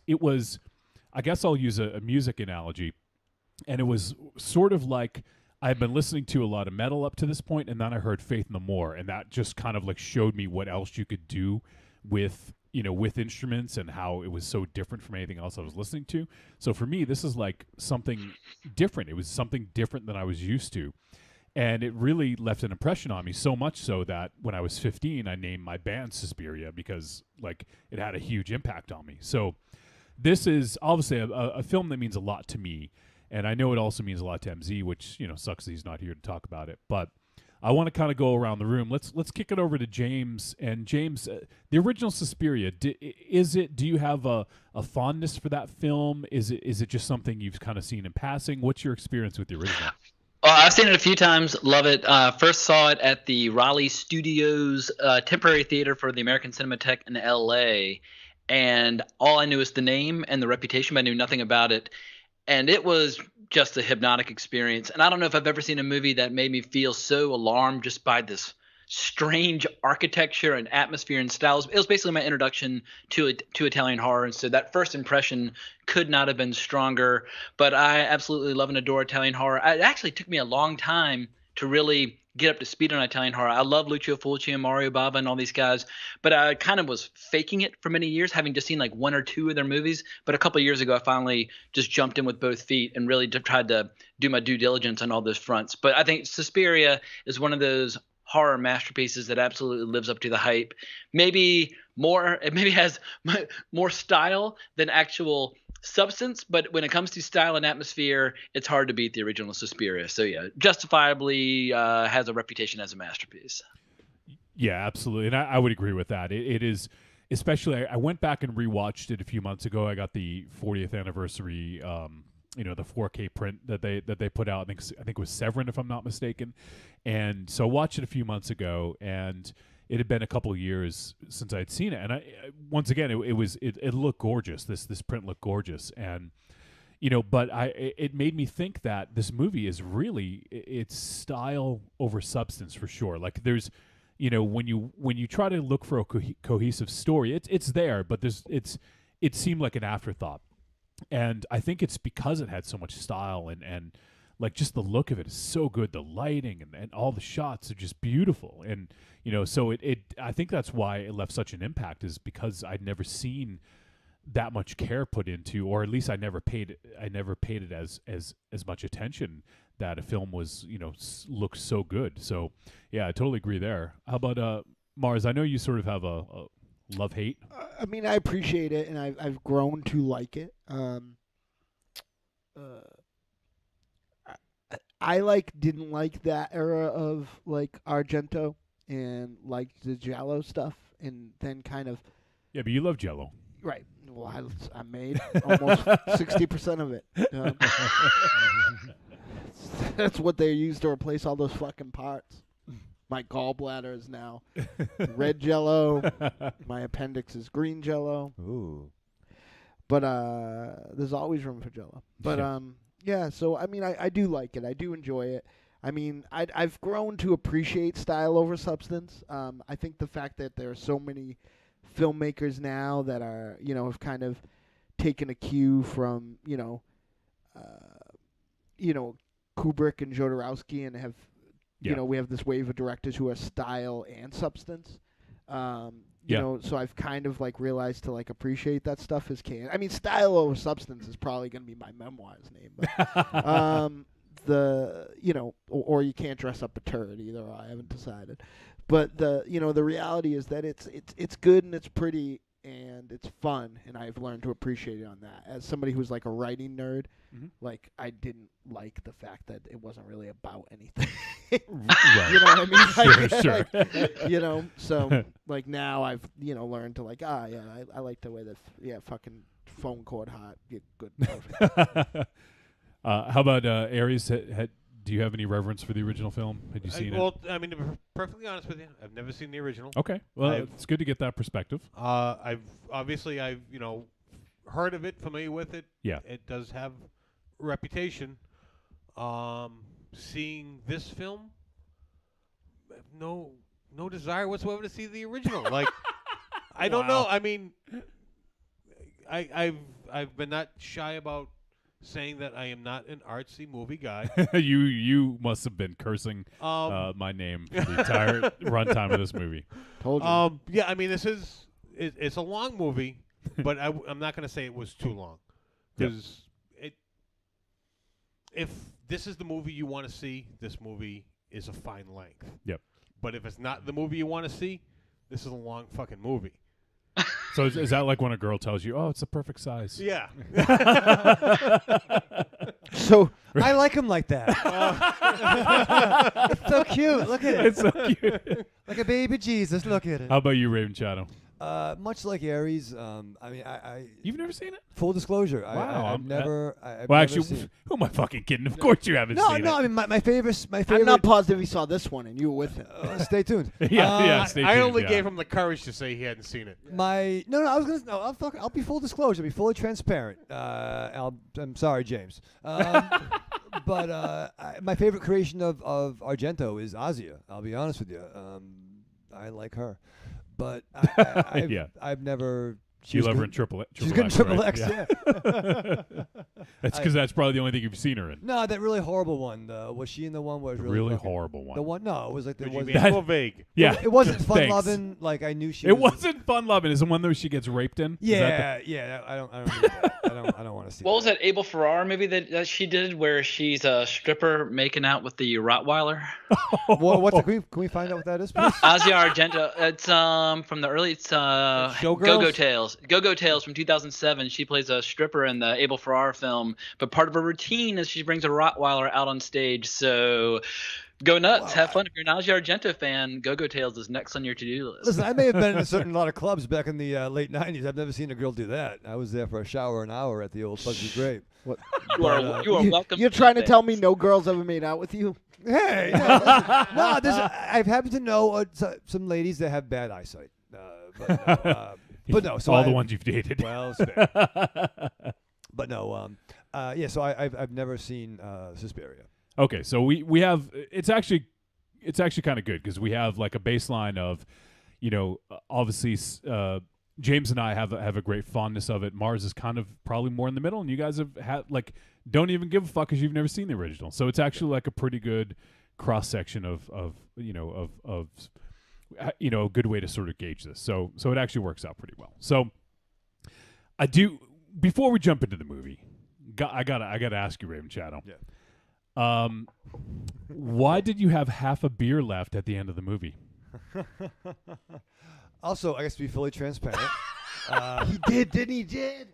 what what have I been saying? All right, listen. You stay up late because you're busy. No. Listen, I don't like seeing movies after a certain time, James. All right? I'm just talking to James right now. We all went right? to 6:45. Yeah. Once again, 6:45 showing. If you fucking timestamp, listen to probably the best of two. You said that- after 5. Right. I don't like going to the theater because it's dark, and also I like going to theaters with the old-fashioned like Like what? Dark. it's dark out. No, that's how I know. It's like no, it's dark outside. I shouldn't go to the theater. You know? Theaters were darker years ago than now. I could have read a fucking book Yeah. in my theater. We had a Well, light next to us. that's like, fair, yeah, Because yeah. so you could hit the button so you could get some fucking food. Well, that's the other problem. So not only do I mean, I like having I don't know, whatever the fuck. But so I went to the theater with John. It was very nice, and his special lady friend. Had cushy seats. And that's the problem. I want like fucking pews. I want like church fucking pews. There's That not a way- law that says you have to recline them. But I don't like. Say a sentence. His response to that statement was, I don't want to see. he was fucking- like Arnold getting thrown down the hill from the Predator. I'm inspired by James's coffee mug. Get to the theater. No, I'm fucking tired on you. I ain't going. No, I don't need a fucking Baka lounger. I don't need fucking A Baka lounger? What is a Baka? It's Baka lounger. It's a sweet Italian pastry, bacalao. But no, I don't need that. I don't need the reclining seats and stuff. But listen, I went along with Johnny. I didn't complain or try to fucking escape. I went with you, and it was nice. And Try to escape. I didn't try to do that. But no, we had a delicious all beef hot dog. The mozzarella sticks were surprisingly numerous. Were they banging? They were slanging. And I got a reasonably movie-priced $8 Sam Adams. So it was nice. And then we sat in the fucking chairs. Yeah. Right. And then I discovered the lounge feature. And what did I fucking tell you? What did I tell you? I get fucking narcoleptic. Did you fall asleep? I don't know what happened. I don't know what happened. He made it about 15 minutes. This was a 20-minute movie for you, wasn't it? What the fuck? I mean, what? They were fucking. There was a little. The best part is when you called him narcoleptic, he thought you meant he was having sex with dead people. Or stealing something. Baby, I'm some really weird shit, honey. I'm not a noctomaniac. This is my wallet. I don't know. They were fucking doing routines. They were dancing. People were smoking. I like that. Yeah, constantly. I wanted to smoke. But no, they were dancing. Tilda Swinton was weird. She was kind of. Sweet. She was doing some weird Eddie Murphy thing, playing other characters. What? Jesus Christ. You know, I saw that part. So yeah, I told you. No, I was gonna say You something, did. but I didn't want you to make fun of me. Like, no, fucking idiot, that wasn't her. But She played 3 characters. oh well, I missed that part. Yeah, because you probably didn't see Marcos. You were doing your best impersonation of one. There was a lot of fucking dancing in the movie and routines. I like the redhead. She did a lot of. She was the You know star. who she is, right? I know now. Who is she, Johnny? No, we had the I know conversation. now. Dakota Johnson. Yeah. Do you know whose daughter she is? Bruce John. Johnson. Jackpot Johnny Johnson. Johnson's her last name. Don Johnson. Yes, that's her dad. All right. Melanie Griffith's her mom. Oh, that's a good stock. Johnson likes the sauce. What the fuck? He's a big drinker. What is going on here? We're sorry, James. So I'm sorry. I'm just letting it wash over me. No. And James, keep in mind, by the Make way, you dumber. I got a lot of fucking problems. So Welcome to the fucking club. You're in this room. I'll see like 3 movies a year in theaters, and it usually involves whatever Captain America's doing, Or Star Wars. or Yeah, I love Captain America as well, so I'm right there with you. Thank you. So that's what gets me to the theater. But no, I did it for you. That's why I went to the theater, to the comfy theater, and did it for John. Well, it sounds like it was the most expensive nap you've probably. I was thinking about that like at home. Like I was like $13 for the ticket, $8 for the beer. You did eat the food, so yeah. So dinner. So yeah, it was like a fucking $40 fucking nap. My conversation was different. I'm like, all right, special lady friend, we can't really afford this, but I'm gonna tonight is the only night that I'll be able to see this before the show. So right? you wait in the car, and I'm Right. gonna go watch this movie. Yeah. So we'll see it, and we won't do anything. We walk in by the time the opening credits go, I have a fucking giant soda because it has the fucking. You must have known I was gonna mark out, right? Because they have the fucking soda machine from the Mexican place from Moe's, right? So they have the type of soda where you can make your own soda, right? And I had fucking a popcorn and a giant macaroni and cheese, so I'm fucking sitting there. Wait. Did you mix them together? So Probably. James. Oh. If you have a fucking package of M&Ms in one hand and a fucking giant tub of popcorn in the other, what do you do with those two things? I'm weird. When I go to the theater, I go with a bottle of water and a Red Bull. So I can approach it completely differently. So I don't eat anything at the theater. You're dead to me. I don't either. Who's next week's guy? Jeez. I'll eat a pot brownie if one's available. I know that y'all have different laws up in Massachusetts. I throw that in my I throw my candy in my popcorn, and these guys fucking honestly act like I fucking made Tilda Swinton's husband. Well, wife, you know what? It's only stand out in the cold. half of Well, it sugar is. and salt's a weird combo. It's like the McGriddle breakfast sandwich at McDonald's, where it's like sweet and salty at the same time. Right. It can be a little overwhelming. Not for me. Bull Mars. Okay. No, it's only half of that. You're I've mixing got a those two together. sophisticated palate. But it's the fact that you're throwing like 4 M&Ms and shaking the shit out of it, then 4 more M&Ms. It's like a fucking complicated process. Because the size he gets requires a dome, James. Right. So it's a big giant popcorn with like a dome on that he it. can't operate. Hey Mars, by the way, if you ever get the AMC Stubbs A-list, you get free upgrades on all your drink and popcorn This purchases. is bad because I drank. Because you just buy a small and they'll give you a large. I drank a lot of fucking I drank a lot of cherry drinks. What are you doing to me? He's making it so you talk into the So you're mic. talking I'm not to the gonna mic. do that. You don't want to hear. In a second, you're not going to want me to, so you'll regret that. So Wiley comments in the chat room and says, there was a lot of dancing in Suspiria. No fucking kidding there, Raven Shadow. Mm-hmm. Well, that's what I saw. But you know what? It was sexy. Yeah, it was And, sexy. and Corny says, just because a seat reclines and heats up doesn't mean you have to use those features, Raven Shadow. What kind of fucking theater does Corny have? Yeah, what do they got in Heats up? Alabama? We don't have heated seats. Well, because they don't like the cold down there. That's The true. oils. That's true. That's true. All right, so we have been going for about 30 minutes, and we have not talked about this fucking movie. Okay, so let's... I thought we were going Let's- good. You guys are trying to derail things here. So now the first thing I'll say is if you go in expecting a shot-for-shot remake of the original Suspiria, you are going to be sorely, sorely disappointed. The only thing, and you know, we're going to let's try to steer clear of spoilers in terms of like the ending of the movie. I don't mind touching on some of the themes because I think it's very important to do so about this movie. But it basically it shares the title, it shares dance studio and Coven of Witches and character names. And that is pretty much where it ends.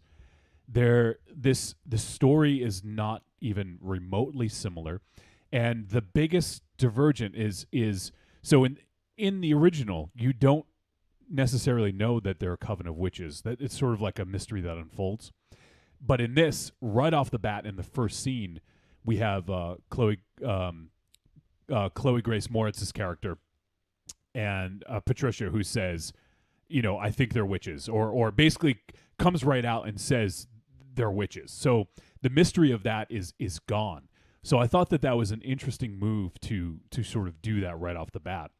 And the other thing I will say is I think that Luca Guadagnino, the director, I think he really took a look at this and said, okay, like I can't remake this shot for shot. I can't make this. I can't compete with the original. I need to do something different. So I think what he did was he set it in 1977, which I think is interesting because that's when the film was released.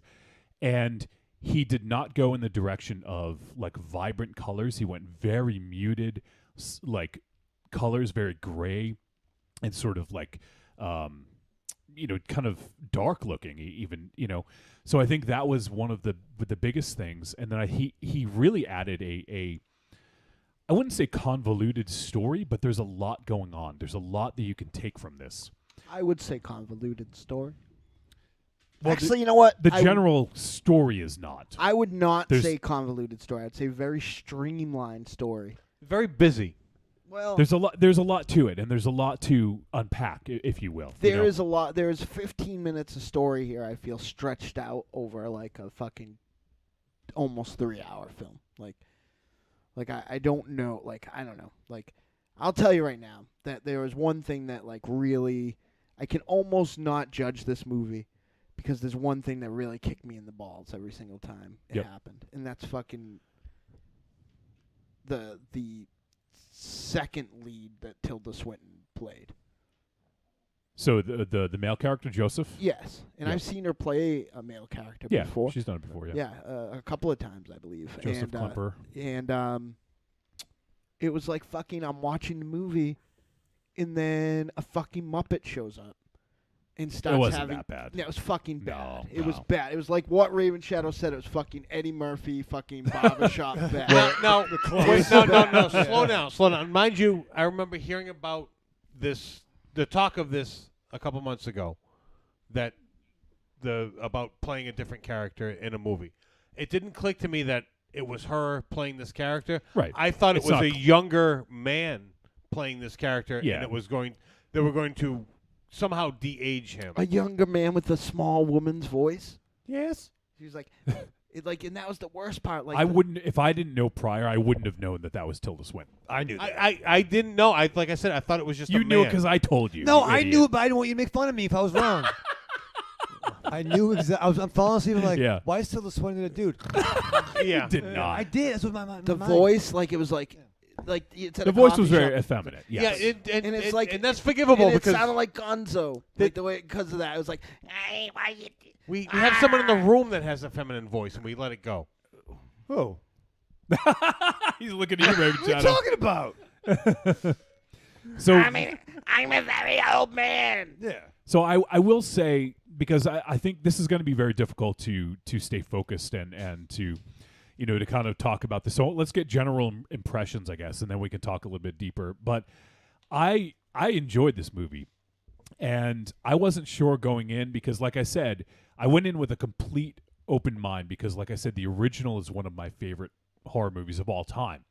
So I tried to distance myself, and I knew heading in that this was going to be different, mostly because I had read in the new Fango, there's actually an interview with Luca Guadagnino, and he sort of talks a little bit about some of the themes. So I knew right off the bat that this was going to be different. So I just kind of went in with a completely empty slate and just let it sort of soak over me and take it all in. And the biggest indicator is by the end, like when the credits rolled, I had chills. And that doesn't happen very often when I watch a movie. Now, I may have some issues with this movie, but in general, I really enjoyed what Luca did with this. And despite it being, I actually wouldn't even call it a remake. I would call it a reimagining or, just sort of inspired by the original, because it's so different that you can't even call it a remake. But generally, I really enjoyed this, and there was a lot to like about it, and there's so much to unpack. It's ridiculous. So we'll try to get a little bit into that, but let's go to James, and I guess you can give your quick impression, James, of like what you felt when the movie ended, or subsequently when you've been thinking about it. When it ended, my first thought was, all right, that movie's got scenes that are unlike anything I've ever seen in horror before. Yeah. But overall, I think there's a 90-minute brilliant movie tucked away inside this 2.5-hour movie. I agree. I think the screenwriter, he wanted to write maybe a different movie about politics in 1977 in Germany, and it's almost like he should have just gone and written that other movie and gotten it out of his system so they could focus on the story that's at the core of this. Because I think the story at the core, someone's going to do a supercut on YouTube, and it's going to be like the coolest horror film ever made. But I sympathize with gentlemen who were falling asleep during the movie, because in the first 20 minutes of the movie, I have fought the impulse to leave like 4 or 5 times. Like, if this is what the movie's like, I'm fucking gone.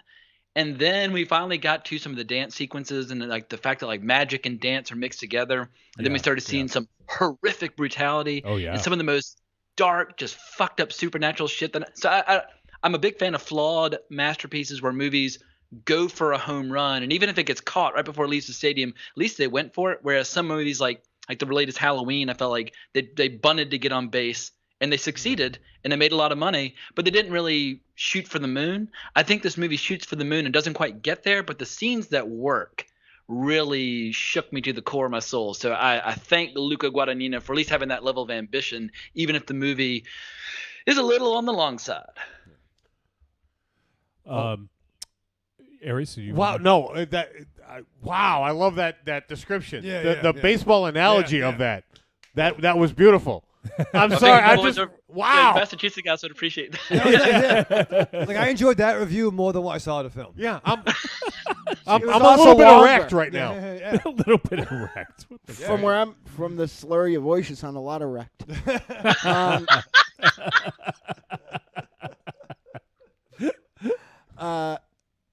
You know what? I did agree with you, and then I thought about it. I don't know that there's a masterpiece in there, and I'll tell you this film's other thing that I didn't like, and see if anyone else agrees with me. In the easy argument that I'll nip in the bud before I even make my point is the director can make whatever they want, and it doesn't have to be a certain way, but I do feel like there's a breach of contract if you remake a horror film and don't make it scary. Don't make it even a little bit scary. This film was 0 times, 1 time 2 times gross, 0 times scary. I will agree. There wasn't much in the way of not even suspenseful, scares. not even dread. I felt like this was a director that either didn't understand horror or didn't like horror. Well, no, I mean, being that I didn't see the original, so I have no point of reference on this. But there were a few jump scares. There was one jump scare. No, there that were a scared few me. jump scares. Well, I didn't see them. There was Okay, only one. well, There's obviously- one jump scare, and it involved yelling old women running. Like that was the only time. That was the only time I got scared. Well, And just because it was the only time you got scared doesn't mean it was the only jump scare. I'm pretty fucking easy to scare.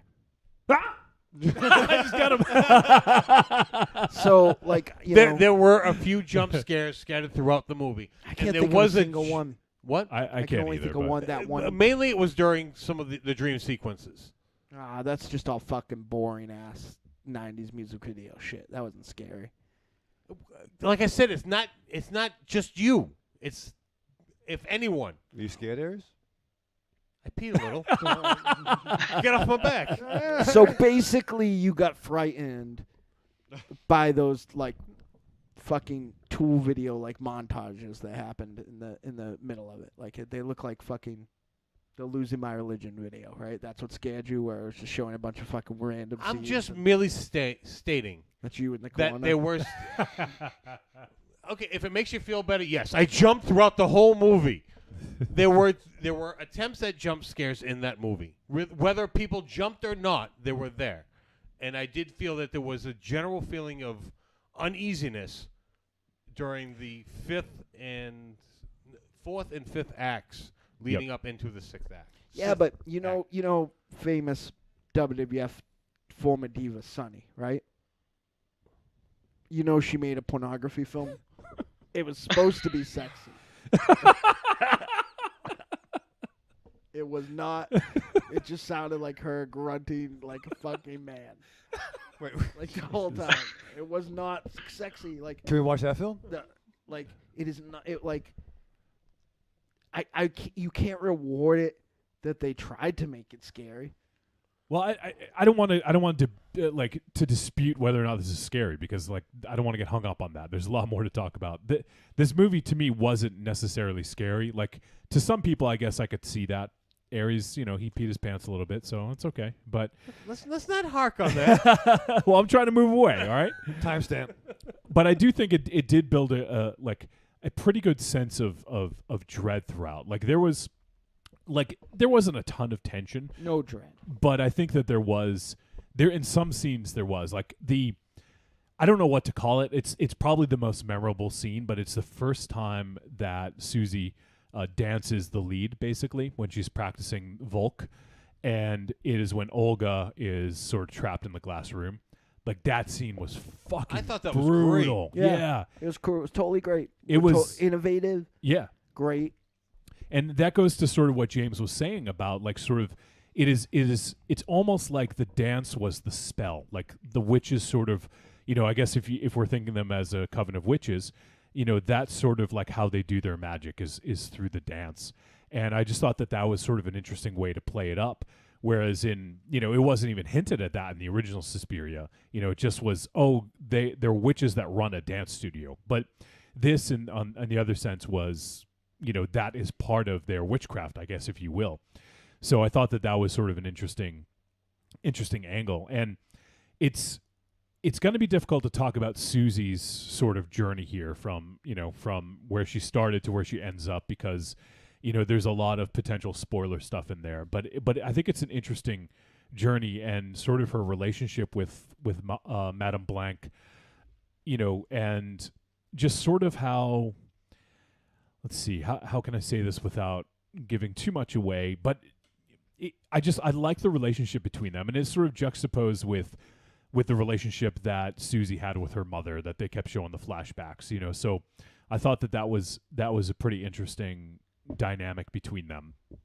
And I think that there's a lot that was here. It's, as we said, very dense. There's the whole sort of like Cold War angle, there's the World War II sort of angle about, and then there's like the East and West Germany and the split, the Berlin Wall, and then there's also this sort of and the other thing to mention too is the cast is pretty much all women except for a couple bit parts. And the cast is very good. Yeah, the cast is great. Except for that German guy with maybe the world's tiniest penis who has to put it on display. Oh, yeah. Yeah. And over there's this girl in the theater who I guess just wasn't expecting that, but she just proclaimed to the theater, "Oh my Lord!" Just freaking out. I was like, that's the one thing that's getting a response out of you. But yeah, I know. Like all the other stuff going on, and that's the thing. Yeah, it's but yeah, it's predominantly an all women on the cast, which I thought was awesome. And I can't remember. I'm trying to remember now, but apparently there's another influence. I read a lot about this today, and so I'm going to forget some stuff. But there was Luca Guadagnino was influenced by another filmmaker, and he did a film in the 70s. I want to say it's 72 or 73. Oh, the Muppet movie. No, and it was an all women cast in that as well. And so some people were saying that this was sort of like an homage to that filmmaker in that sense. And plus, it makes sense because it does deal with sort of a matriarchal sort of society, if you want to think about that in terms of the dance studio. So I think it makes a lot of sense that it was cast that way.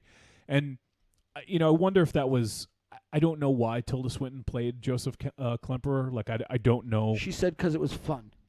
Sure, and that's totally fine. And from what I can understand from Luca Guadagnino, I mean, he's used Tilda Swinton in a few movies before, and it seems like she's sort of his muse in a way. So I guess I could see that if he was like, hey, let's just go all out. And she plays another character as well. I'm not going to name the character just because for people who haven't seen it, you can just sort of suss it out for yourself after. But she played a third character that shows up later in the film as well.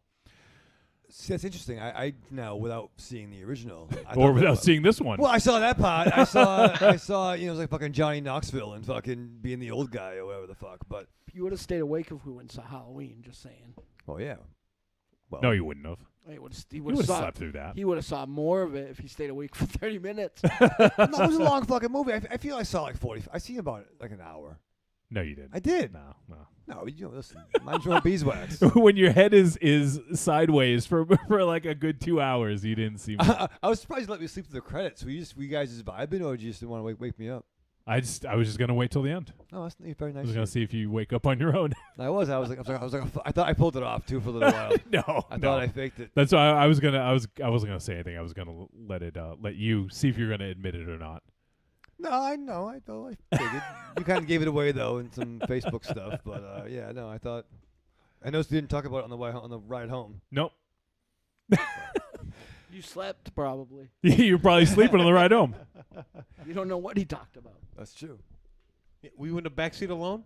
Yeah. Yeah, you were asleep.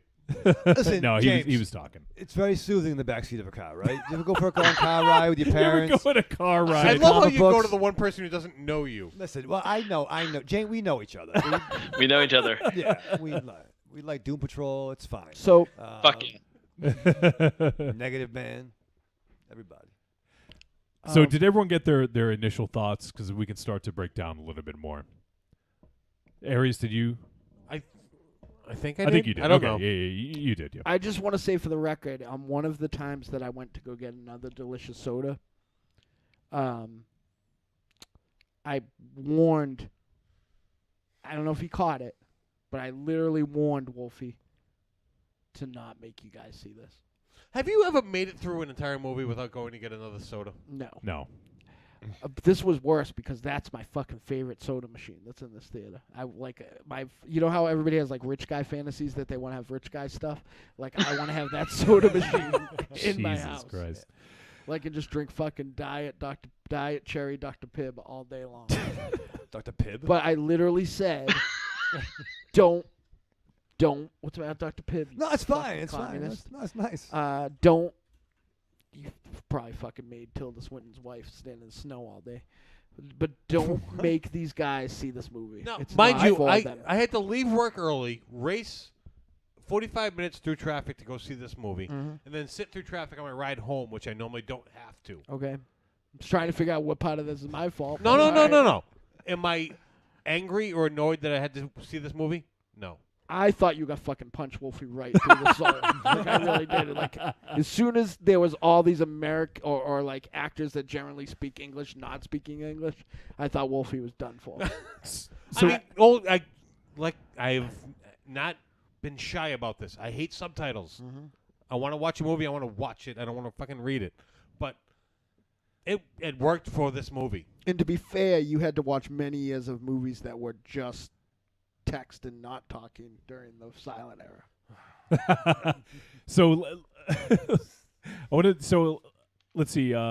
Wiley says Dakota Johnson did 2 years of ballet training to prep for this movie, which was obvious. I mean, clearly it wasn't just editing. Like she sort of kind of knew what she was doing in this, awesome. and she was quite good in this role. And the other thing I want to talk about is the idea of the three mothers. So if you guys are Dario Argento fans, you know about the Mother trilogy. There's Suspiria, Inferno, and then also Mother of Tears, which is the third one, which I actually haven't seen Mother of Tears because that was one of Dario's later works, and I'm just not a big fan of his later work. So I just never saw it. It will not break or change your impression of his later work. But if you're a completionist, Yes. it's worth a look. But yeah, his 21st century output lacks the pop of his flicks from the 70s and 80s.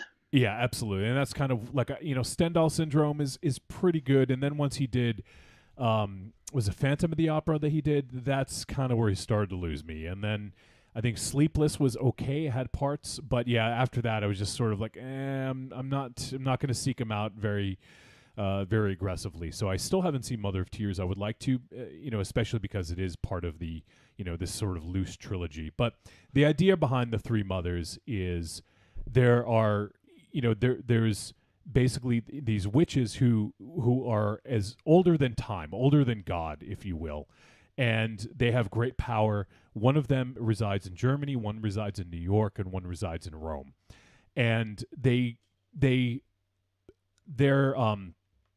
their building of sort of their home of where they live has a lot to do with their power. And in Dario's films, in I believe in all of them, because I did read up a little bit on Mother of Tears, and maybe you can let me know, James. But I think when towards the end, the house sort of collapses or dies with the character. So there's a lot to that, and so in this we do get the concept of the three mothers, which I thought was cool that Luca ended up using that idea. So we have, I'll have to pull it up because otherwise I'm going to mess up the names, but there's Mother Suspiriorum. There's another one that's based on Tenebrae, Mother Tenebrarum. Tenebrarum, yeah. And the third one I won't remember, but Lakirimarum, if I'm saying it correctly. I've got the still of the diary entry from the yeah. flick up, but yeah, it's and I won't claim to have perfect pronunciation on these made up names. Yeah, exactly. And apparently it is based on some form of mythology that that Dario had sort of got this from. So it is based in some sort of myth, and that's where he got this. There's the mother of sighs, the mother of darkness, and then the mother of tears, obviously. It's about real witches. What? I'm sorry, I forgot. Thank you, Emo Argento. Sorry. Thank you. Oh, Yeah. oh, you're doing your emo Phillips. Yeah. I gotcha. Call me Yeah, Mr. yeah. Butterfinger. And then they remade my film Suspiria. So there is the idea, and James, if you do have that page, could you read the thing? I think it's just above the mother's names. It says something about them being around for a while, like a long before. It says, well, hang on. It says, feel my connection to them. The three mothers have always been here, bigger than everything and more important. And then underneath it says, and can't read that word. There's only her, one of them, and at the same time, not Mother Marcos of Shadow. Yeah. But it's hard to read. It's a lot of chicken scratch because it's all in pencil by Tilda Swinton. Yep. Yeah, exactly. So, but I thought it was cool that they utilized the idea of the three mothers. And so, in this, we find out that Mother Marcos is sort of the embodiment of Mother Suspiriorum, or that's what she says. So, like an avatar. Yeah, exactly. And she's looking for another host for, another body to basically, because her body is sort of falling apart. And so it's got a little hand growing out of the side. Yes, it does. It absolutely did. And so, they've tried this a few times and they haven't been able to get this ritual to work correctly. So, in comes Susie Banyan, and Susie is sort of like what they feel is like the perfect vessel, and she seems to pick up the dance really quickly, and she's really good, and which is interesting because it's like, wow, she never really had any formal training, if I recall correctly, and she knew, she'd studied their dances and she knew the lead right away. She was able to pick it up. So, and some of the dance scenes are just really well choreographed. It was almost, I hate to compare it to like a really great action scene, but it definitely, the choreography was That was great. Was like a really well done action scene. They were sort of implying she had like photographic reflexes, like Taskmaster, like that she had like seen these things so many times. If every scene in this film, right, if the whole of this film was as well put together and brilliantly cohesive and hit the character beats as perfectly as the scene where she auditioned, then this film would have been perfect, because that's one of my favorite film scenes of the year. Yep. Yeah, that's where the movie really shines. But I think you just pitched an even better movie, just reimagining this movie starring Taskmaster. It's true. With costume and accoutrement. and it has a beginning. That scene has like a perfect beginning, middle, and end where you get like the fucking shittiness of all those teachers / witches. You build the connection between the two lead characters, and you show the skill and power and abnormality of the lead. Like, it's brilliant, it's perfect, it's incredible, it's powerful. It's great. It's great. It's one of my favorite scenes of the year. I like it more than the fucking chainsaws and tigers and Mandy. But like, wow, but saying something. I feel like so few times. Now, keep in mind, Tilda Swinton is one of my favorite actresses. I think she's the bee's knees. She's amazing. Yeah. Yeah, but like I think that in all the scenes with those two characters were great and totally well acted, right? But I feel like there were so many other scenes where they actually, like, for a film that was this long, used like horror movie-ish cinematic shorthand, like the relationship between I forget the character's name, the two girls. You know what I mean? How Sarah, they, Mia Goth. Yeah, how they automatically like struck up Yep. like a sisterhood and shared a bed, and you know what I mean? Like this like kind of like cinematic shorthand that I much rather would have seen a building of their relationship and a fear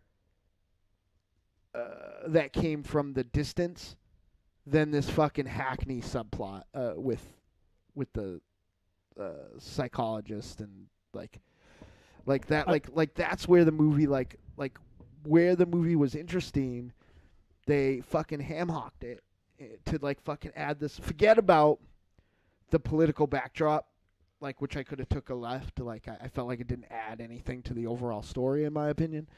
But other than context, chronological context, but like I feel like even at 2.5 hours, it had so many fucking like they were fucking. We could have had like scenes with these characters, any of them, right?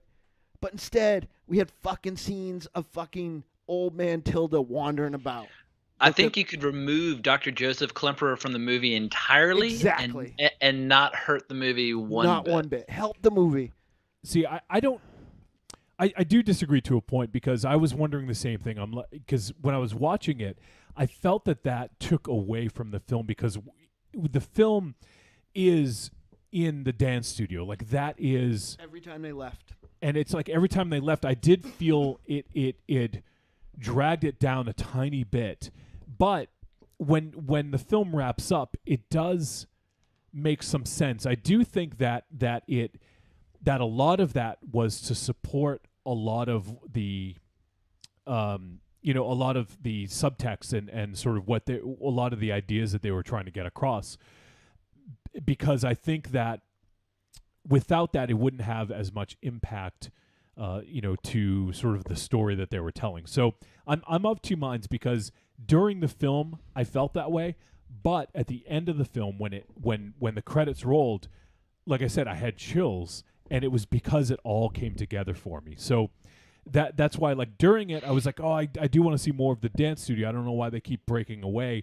But by the end, it all sort of made sense to me, and I was fine with it. So I do want to see this again because I want to see if I feel that same way during those scenes when it cuts to Joseph Klemperer.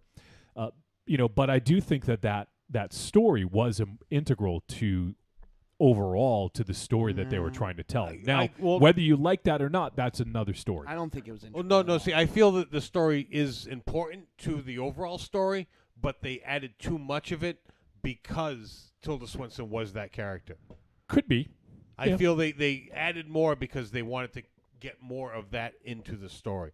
I feel if it was just some random person, it would have probably been half, even less, into the overall story.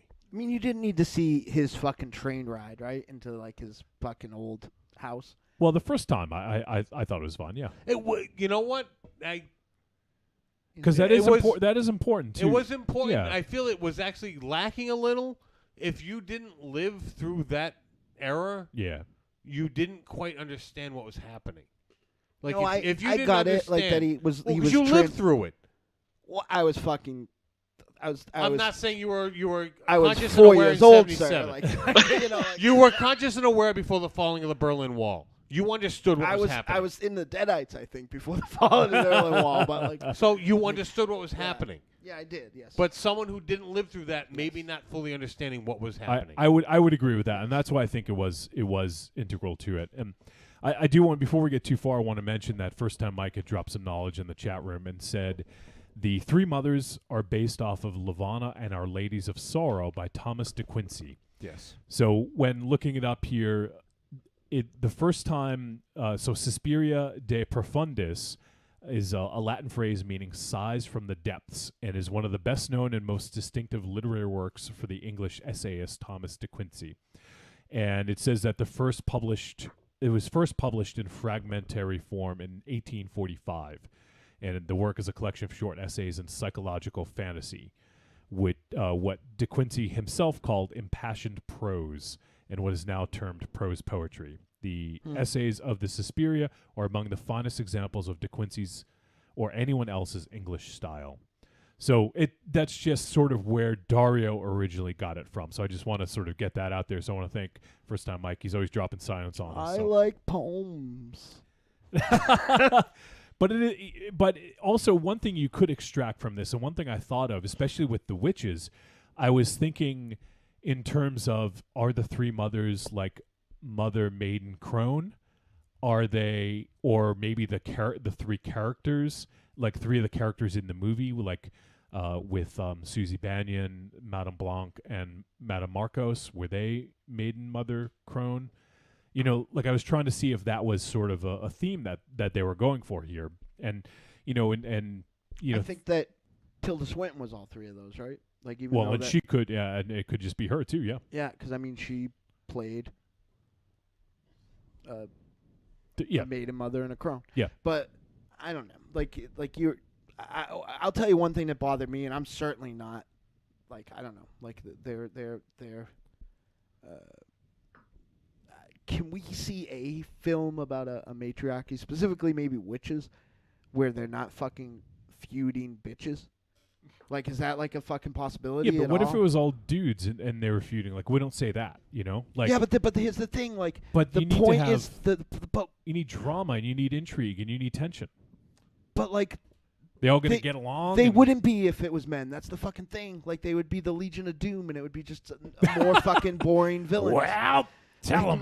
Not that Legion. Legion of Doom had some chicks in there. Yeah, but I mean, it would just be like Gigantic another villain motherfucker. thing. But I felt like because they were like old, like you know, women, like they betrayed them like a sewing circle, and they could have been betrayed as like. I don't know. I disagree. I think it just Well, was there's a two factions. There you got like with the election within. It's obviously whoever runs the coven has considerable power within their organization. Right. And anytime there's power to be wielded, people will get competitive. But I don't think they're all at each other's throats. I think there's two factions at each other's throats, and there are like alliances within those two factions. Yeah, but I don't think. See, I think you're missing the point. I think that you're just fucking. For the record, you're pointing at me. Yeah, because like podcast people don't know. Yeah, because I think that the reality is that it wouldn't be if like I think that if you made a thing about a thing of villains, they would be a main villain and they would all there'd be lackeys and well, stuff. You know what? It wouldn't be so subverse. It would just be all on the table. It wouldn't be so mental. But the thing is here, and it juxtaposed with what's going on in the movie socio-politically, is we have sort of new regime versus old regime in a way, and that's, like I said, juxtaposed with East Germany and West Germany, and what's going on with Joseph Klemperer 40 years ago. And I think that was just a theme of like sort of whether you want to call old or new or different regimes, or I think that was just a theme that was played up. And whenever you have two schools of thought, there's going to be disagreements. I don't think it was catty at all. Like I just so I just think because it was an all-female cast that we're going to say that, but I don't feel that way at all. If anything, the original from '77 has more cattiness, like when you have the girls like sticking their tongues out at each other and things like that. Like the cattiness in the first movie is, I think, much more on display than in this one. This one, it seems more like almost like a civil war within the ranks, something a little bit more official. Yeah, and I definitely agree with that, because it was a fight for who would control the dance studio or the coven, if you will. Yeah. And like James had pointed out, there was a vote at some point in this, and and I think it was because I don't want to say too much about it, but I think because one was an imposter, so to speak, that that had a lot to do with what happened later. We have Wiley's comment, and she says they weren't feuding. They're recovering from a war, dealing with the ill health of their leader, and it was a religious group disagreeing about their path forward. And she says, are women supposed to be in your sewing circle, finger quotes, and just merely getting along because we're women? Yeah, here we go. Yeah. You can't get pissed at her for saying, because you said sewing circle. No, because you did. These two never meant a fucking dumb, lame-brained, implied, like, feminist subtext thing in a film that they didn't like, whether it's well executed or not. Like, this was not well executed, but it was there. It wasn't so there. It was fucking brilliant. Like, this is the best movie ever, because, like... It wasn't there. Because, feminists. What? I didn't mention that word at all, by the way. Well, rabbit hole now. They're fucked. I thought I just don't. I'm sick of seeing witches portrayed that way.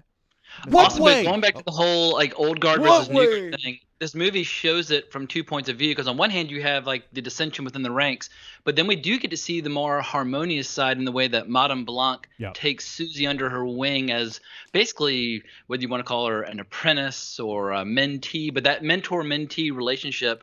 And how artistically they're completely on the same wavelength. I do think you see both sides of that old guard versus new guard because at its best, the old guard should help usher in the new guard and teach them their skills and transfer, and they can collaborate. So I do think you see it from a variety of points of view. I don't think the movie's trying to portray women in a catty fashion whatsoever. If anything, it's just there are a lot of strong, powerful, smart, ambitious women inside this coven who desire power, whether it's creatively or supernaturally or in spellcraft. So I found that tension within the ranks to be one of the more interesting aspects. Well, that's something that this film lacked entirely, was tension. But the that relationship was by far like the best executed, best thought out thing in this movie. That was the movie. Like that, the rest of it was just fucking farting in church and posturing. Like, and the interesting thing too is Muppets is juxtaposed against the relationship with Susie's mom. Like clearly, we see flashbacks to her mom, sick and basically on her deathbed, and clearly it looked like they didn't have the best relationship. So I think there was a void in Susie's life, mother figure. And were they Mennonites? Is that what the background she came from? Yeah, they were Mennonites. That's definitely. I don't know. I know that there are Mennonites, but I don't really know what that is. Like the original religious implications. They kind of explained it in the movie. Explain it to us, Aries. Well, no, you tell us. Yeah. Well, no, it was just a separatist group from the Amish. Oh, right. But I don't know. I mean, that's what it's kind of like. Right, but like I said, I know that there are Mennonites. I don't know what the implication of in the like what that meant. I can't get into more detail. The film. I apologize. No. I just what I know, I guess. Apparently, the Amish are less conservative than the Mennonite groups, according to Google. The Amish and Mennonites are both Anabaptist sects that are formed as part of the Protestant Reformation, but separate from it. They're closely related, with some more liberal Amish groups being less conservative than the most conservative Mennonite groups. So it sounds like they have a lot of overlap, but maybe the Mennonites are a little bit more hard-nosed, like the couple in The Witch. Everything I know about the fucking Amish come from a Harrison Ford movie and a Weird Al. So I don't know. I don't know a lot. But and Kingpin with the fact that they Randy fucking Quaid. The Mennonites will use a power drill. The Amish will not. Sometimes they would make wrestlers late at Chikara shows when they would fucking wheel their carts up the road slowly in front of modern technological motor cars. Yeah, I don't like Amish either. Now that I feel bad making fun of them because I know they're not listening. Yeah, they might be. Yeah. They shouldn't. Yeah. First time Amish. No. They're not opposed to technology. They're opposed to useless technology. Yeah, this is probably and fucking. The Amish have a really couple year useful. period when they're young, when they're allowed to go off and explore the world. So there might be like a 21-year-old Amish person out there just doing the deep dive into the internet. So you never know. I'm sorry, then Amish. They're big fans of Wrong Reel, so they probably find it through Absolutely. They're our crucial listening demographic. Something about Wiley being around brings out the worst in me. That's what it is. You guys can never have a revival of the Elm Street Kids. So, that got a little heated. That was good, but I don't think there's too much further we can go with this because we're obviously we're getting a little long in the tooth in regard to time with the review, and also because there's a lot that I don't want to necessarily spoil. I will say what about the Tom York score though? That's non-spoiler related, but a crucial part of the flick. Oh, I saw his name pop up. Is it him? Yeah. Tom York did the whole score. He wrote it before the movie was made, so they could play it on the set to inspire the kind of the tone and the atmosphere for the actors. Really? I had no idea he did movie scores. I think this was his first, and he has a quote that I stole from the old interweb, and he said that Boom, boom, boom, boom, boom, boom, boom. He was inspired by the Blade Runner soundtrack as well as the scores of James Holden. And he said, "There's a way of repeating a music that can hypnotize. I kept thinking to myself that it's a form of making spells. So when I was working in my studio, I was making spells. I know it sounds really stupid, but that's how I was thinking about it." Yeah, I think you had to go polar opposite of Goblin because that score is so iconic. It's one of the greatest film scores of all time in my estimation. Agreed. One of the most recognizable as well. So you had to go polar opposite with this.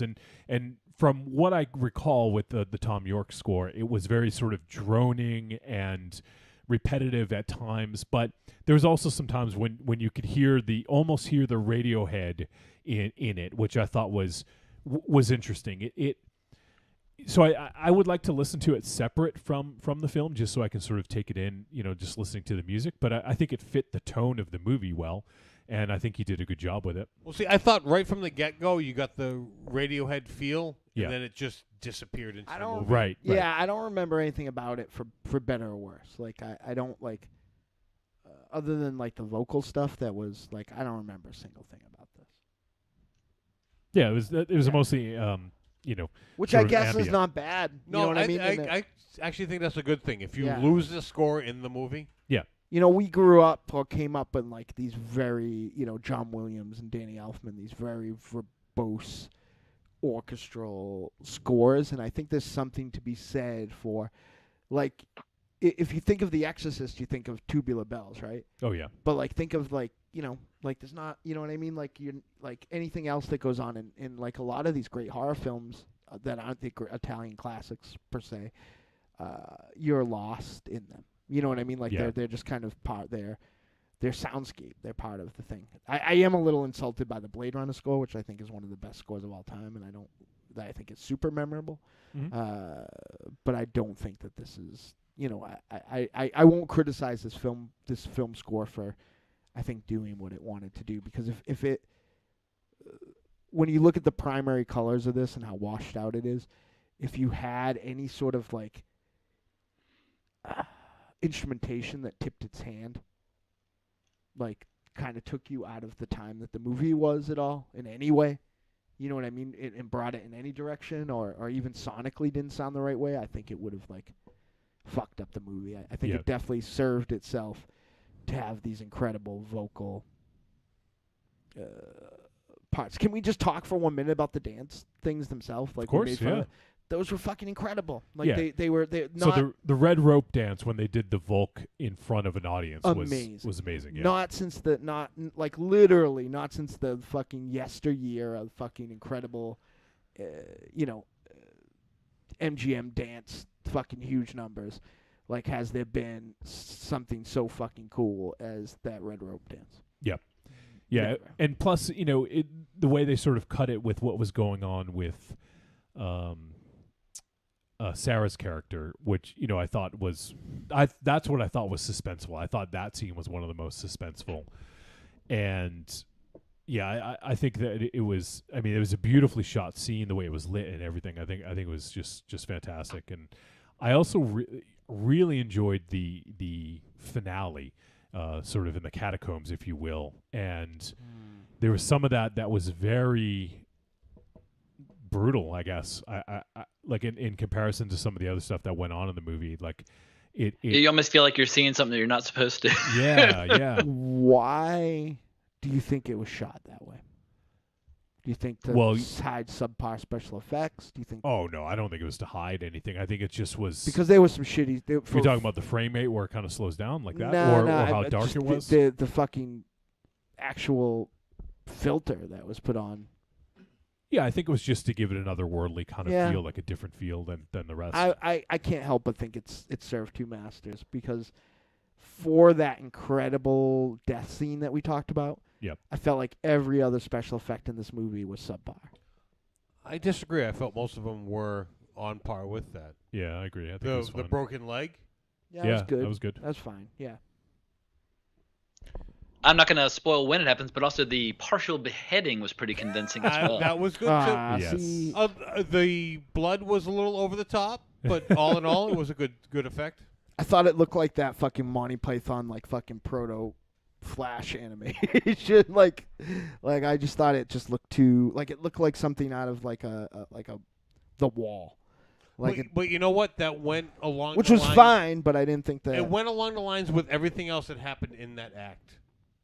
Yeah. Yeah, which again I don't know. Like I just there were some interesting choices with the way it was shot. that like, demon towards the end. probably looked okay, but you didn't really get a good look at that. But The character was Death, I think, is what they great in the credits.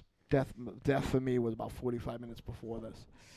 But the I don't know, the reality of it was that like I was just so it was like I had like a fluttering in my like cinematic pants at the reveal. Whoa. Where I was like, "Oh, that's so super fucking cool." I kind of saw it coming. I guessed that and then changed my mind during one of their exchanges prior. Like I felt like Tilda Swinton knew who she was, and then there was a reaction that made me think she didn't, and all this cool stuff happened. So even though it tipped its hand at a weird point, it made me doubt it, which I thought was some good writing or some convoluted writing maybe. But either way, I went into the end surprised, even, you know, like. But like fuck, man, like. I think that this movie, again, wasn't scary and didn't have very good special effects. Or had a very good special effect. A fucking game-changing good special effect. And then mediocre to very bad. Like, the fucking Suspiria, that was some fucking bad. We're talking about Marcos. Yeah, that was some bad fucking special effects. That was bad. No, that was not good. I didn't think so. No. I thought it was bad. I thought that was bad. It wasn't the baby greatest in the on- world, but that was the other character that Tilda Swinton played. What's funny is how this movie, the responses it is engendering in folks is they're always super antagonistic or kind of like in a transportive state of awe. Yeah. I haven't heard anybody say, "Oh, it was all right." Like it's either. Well, here's that the movie reality. fucking I'm sucked, getting or the movie very but- divisive. I'm getting it from Yeah. all sides because I like to give Wolfie a hard time. Like I enjoy it, and I feel like it's partially my job. But I think the reality, and I'm supposed to sit here in front of this microphone and say something about this movie, so I had to think all week. The reality is that I don't care about this movie at all. Like, I would give this maybe a C-. And I didn't hate it. I didn't feel like I thought Ares would, where I thought that I didn't feel like I wanted to fight anybody when I got. I was worried about my co-host watching. is that why you're pissed off? Because you thought I was just going to come in here swinging? Nah, I don't. I've given up trying to figure out what you're gonna do. It's you do what you do. One right, way exactly. It's like a maze that has it's like one of those fancy spiral mazes, but it really just has like a line straight up. Like no matter what happens, you're just heading right to yell at me. So it doesn't matter how you get there. Oh God! Is your feeling hurt? No. You want a tissue? No. He's got more than one feeling. Yeah. No, I don't. But yeah, I just don't think that it was just like I thought it was. It's funny that you say that because I just thought it was fine. Like I thought it was mediocre, but not mediocre in the way things are traditionally mediocre. And I think this is going to be a backhanded compliment. It was mediocre because the sum of its parts didn't add up to something good or great or spectacular. It wasn't like a flat line all the way through where it's like, I watched that, it was fine. It wasn't like something like let me What think. end did that come was out that? of? Jesus that was Christ. my Somebody's loose asshole on the loose. Your It wasn't. anal flap is leaking. That was very petite sounding. It wasn't like Sleepaway Camp, say, where I watched it and was like, yeah, that was a movie. It was fine. Like, yeah, I don't feel like I want my You know, you haven't fraction been of a penny talking like back. this is a mediocre film. Like, because I'm talking about the things that like I don't. I did though. If you're listening to me, because I said that the dance scenes were spectacular, the performances were spectacular, the special effects were atrocious, the fucking Muppet Tilda Swinton was a fucking atrocious.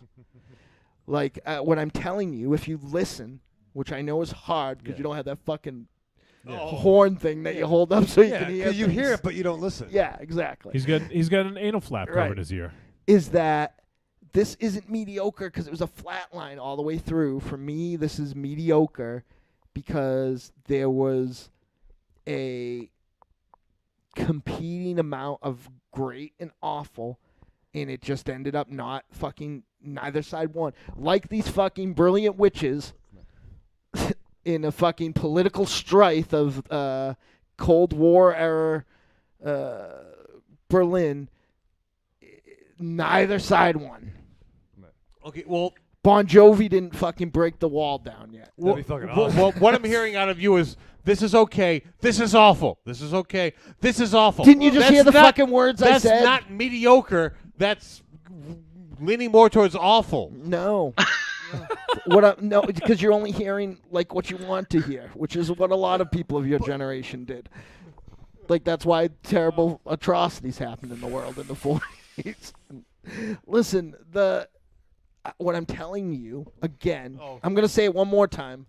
Speaking to the mic, I'll fucking I'll draw it on the wall like you're accustomed to. Like I'll go to find a cave. Cave paintings. Yeah, yes. and like this film for me is mediocre because it was a fucking competition of some really great looking stuff, some great performances, and a bunch of shitty stuff. So I ended up at the end being like, Evil Corny says, Mars, you shouldn't talk like that to your pop. Wow. See? I'll put you over my knee and spank you. Ooh. And Wiley says, Mars is Bubba Hotep Elvis. Wow. I don't know what that means, but I like it. I think because of the fluttering of cinematic pans. And First Time Mike says, was it not great to see Jessica Harper? And yes, absolutely. Yeah. That when she appeared on screen, because I knew she was in it, and I was trying to figure out like where she was going to be, but like when she did appear, it was like oh, like I thought that was a perfect way I to had use no her. idea till I saw her, so that was a cool thing. Yeah, but I also felt like, though it led to the one scare, I felt like it wasn't scary. That's another thing.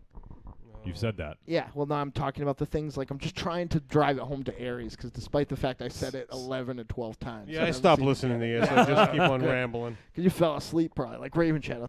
How does Raven Shadow get it? No, and he you went to don't? see it before 5, so he's okay. That's the move. Raven Shadow, why did I think this movie was mediocre? Because it wasn't. You didn't hate it enough. Yeah, to, that's like, great. You're really looking for backup from the guy who slept through 2/4 of it? But no, I hear He what he's slept saying. through 3 No, but quarters. listen to what he's awake 3/4 now. of it. He's saying that it's not like it fucking sucks. It's Why are you shitty. sleeping now? Is that Huh? why you have the most uncomfortable chair in here? So you don't fall asleep? See, that's fucking part of the fucking magic. The podcasting. You want us to trick, get you a Johnny. church pew? Yeah, give me like a fucking I don't know, a little fucking bar stool. You know what I mean? But no, listen. Also, I got a lot of hedges. They're a lot of fucking control. Okay, I had to. You and your fucking hedges. I had to rake them. Yeah, well, He's hedging his bets. Mister, I'm gonna call the fucking landlord to do it. Yeah, it'd be nice. He doesn't even have hedges. He lives on the fucking 3rd floor. or See, some Mr. shit. Second floor. Right. All right. Well, Mars is trying My to hedges say are out of fucking control, and I don't even care. I'm Why just don't you gonna do his fucking- hedges, Raven I'm Shadow? too busy doing my own head. Then I'll fucking be asleep before I've decided- tomorrow. Whatever the fuck. No, but Mars is trying to say, Thank you. and what Aries doesn't understand is At that all. he Oh, didn't- tell me what I don't understand. Yeah, It's let's like hear it. it's like Aries got bit by fucking Monster Zero this week.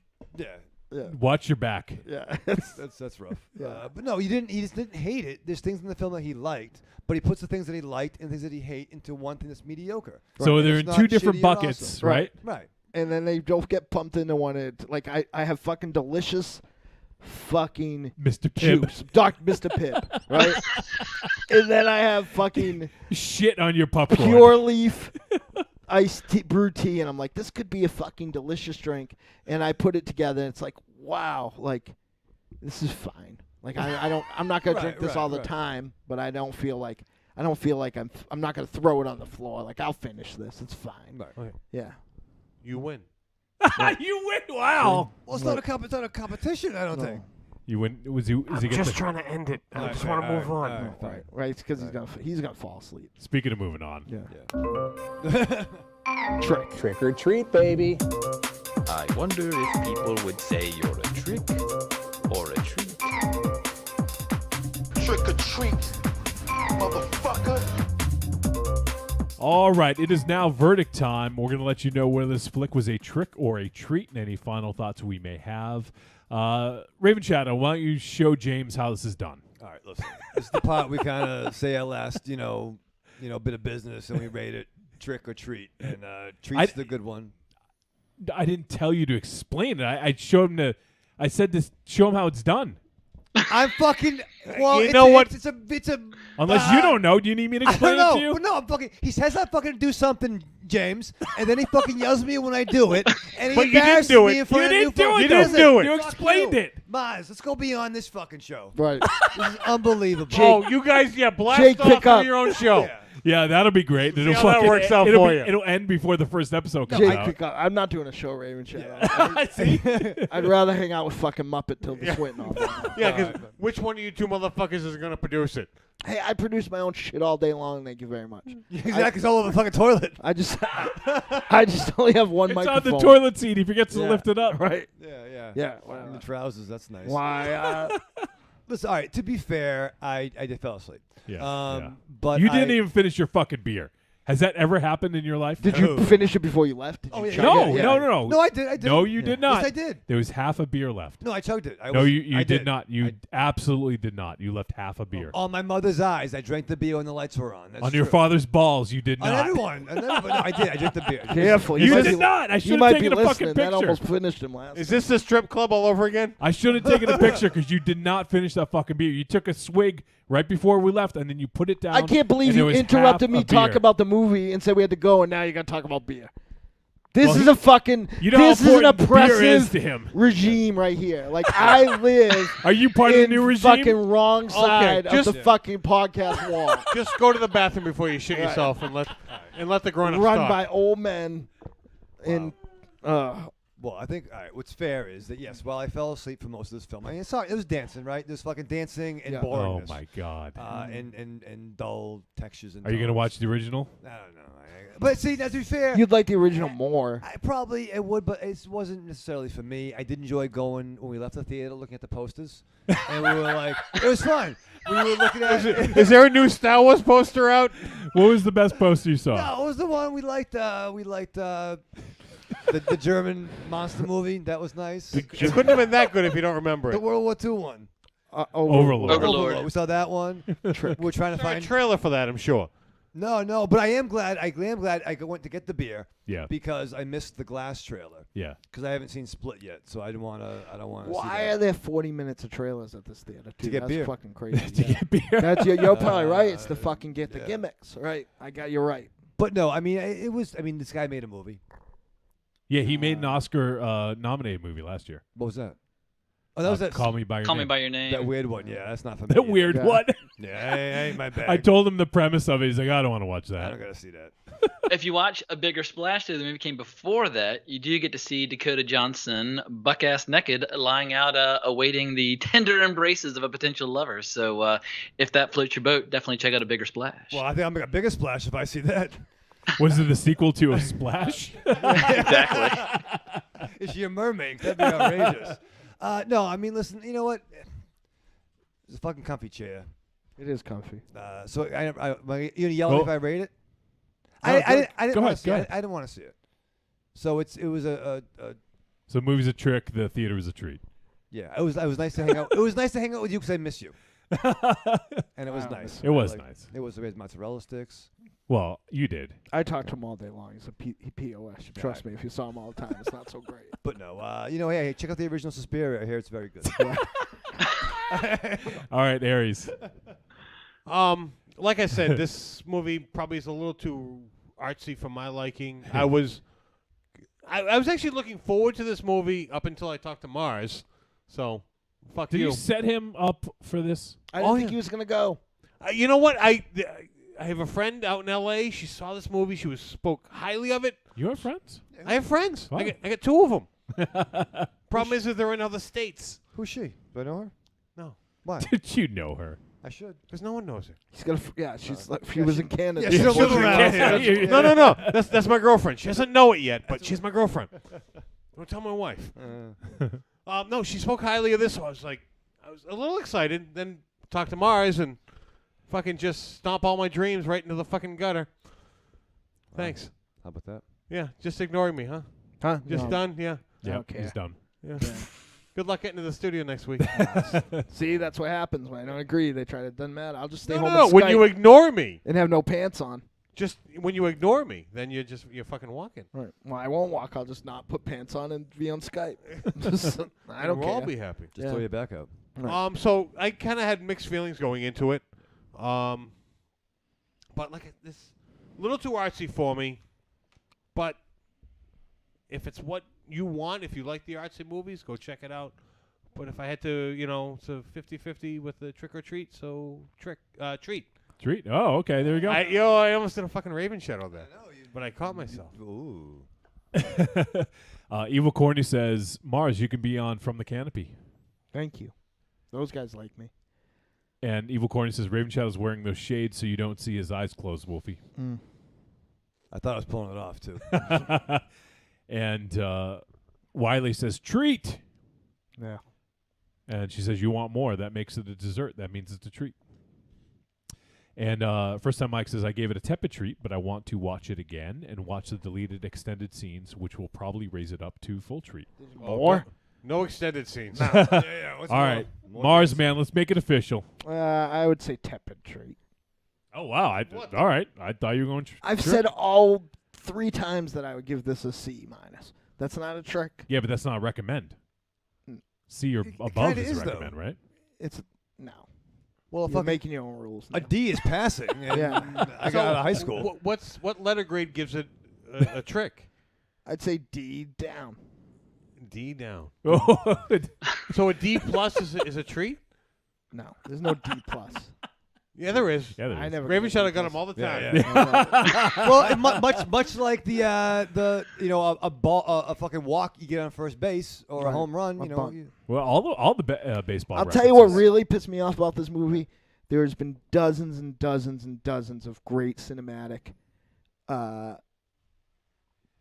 things we could have gone to and reviewed, but because one came Cinematic out that the things. Wolf Stoppo wanted to go see, Oh, we ended, the we, Gestapo. we ended up going to see that one, and it was Raven Shadow fell asleep. Thank you. MZ hurt his back.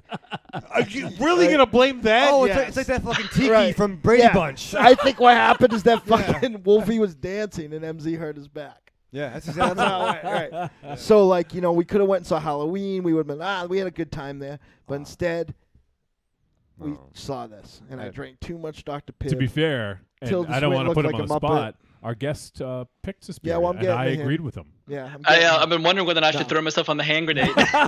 No. You're fine, James. You're fine. You were just a prop in this ploy, James. Like, we were going to see fucking Suspiria no matter what happened. If Suspiria came out during Halloween or the Cram Jam, we were seeing it. Hey, Like, if this would have been put to a vote, I would have voted yes to go see it. Oh, I did not want to see it.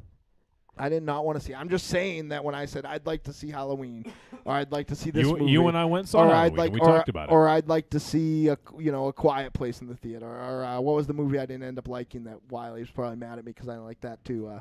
The one with the weird looking girl that whistled the whole time. Weird looking girl. What was that movie? And the fucking dumb kid the annoying kid that looked like Paul Dagnella. What was that movie? You're not doing a good job here. Hereditary. Yeah. Right. No. Boring old Hereditary. Like Jesus. all those other movies that I wanted to see that weren't 5.5 hours long.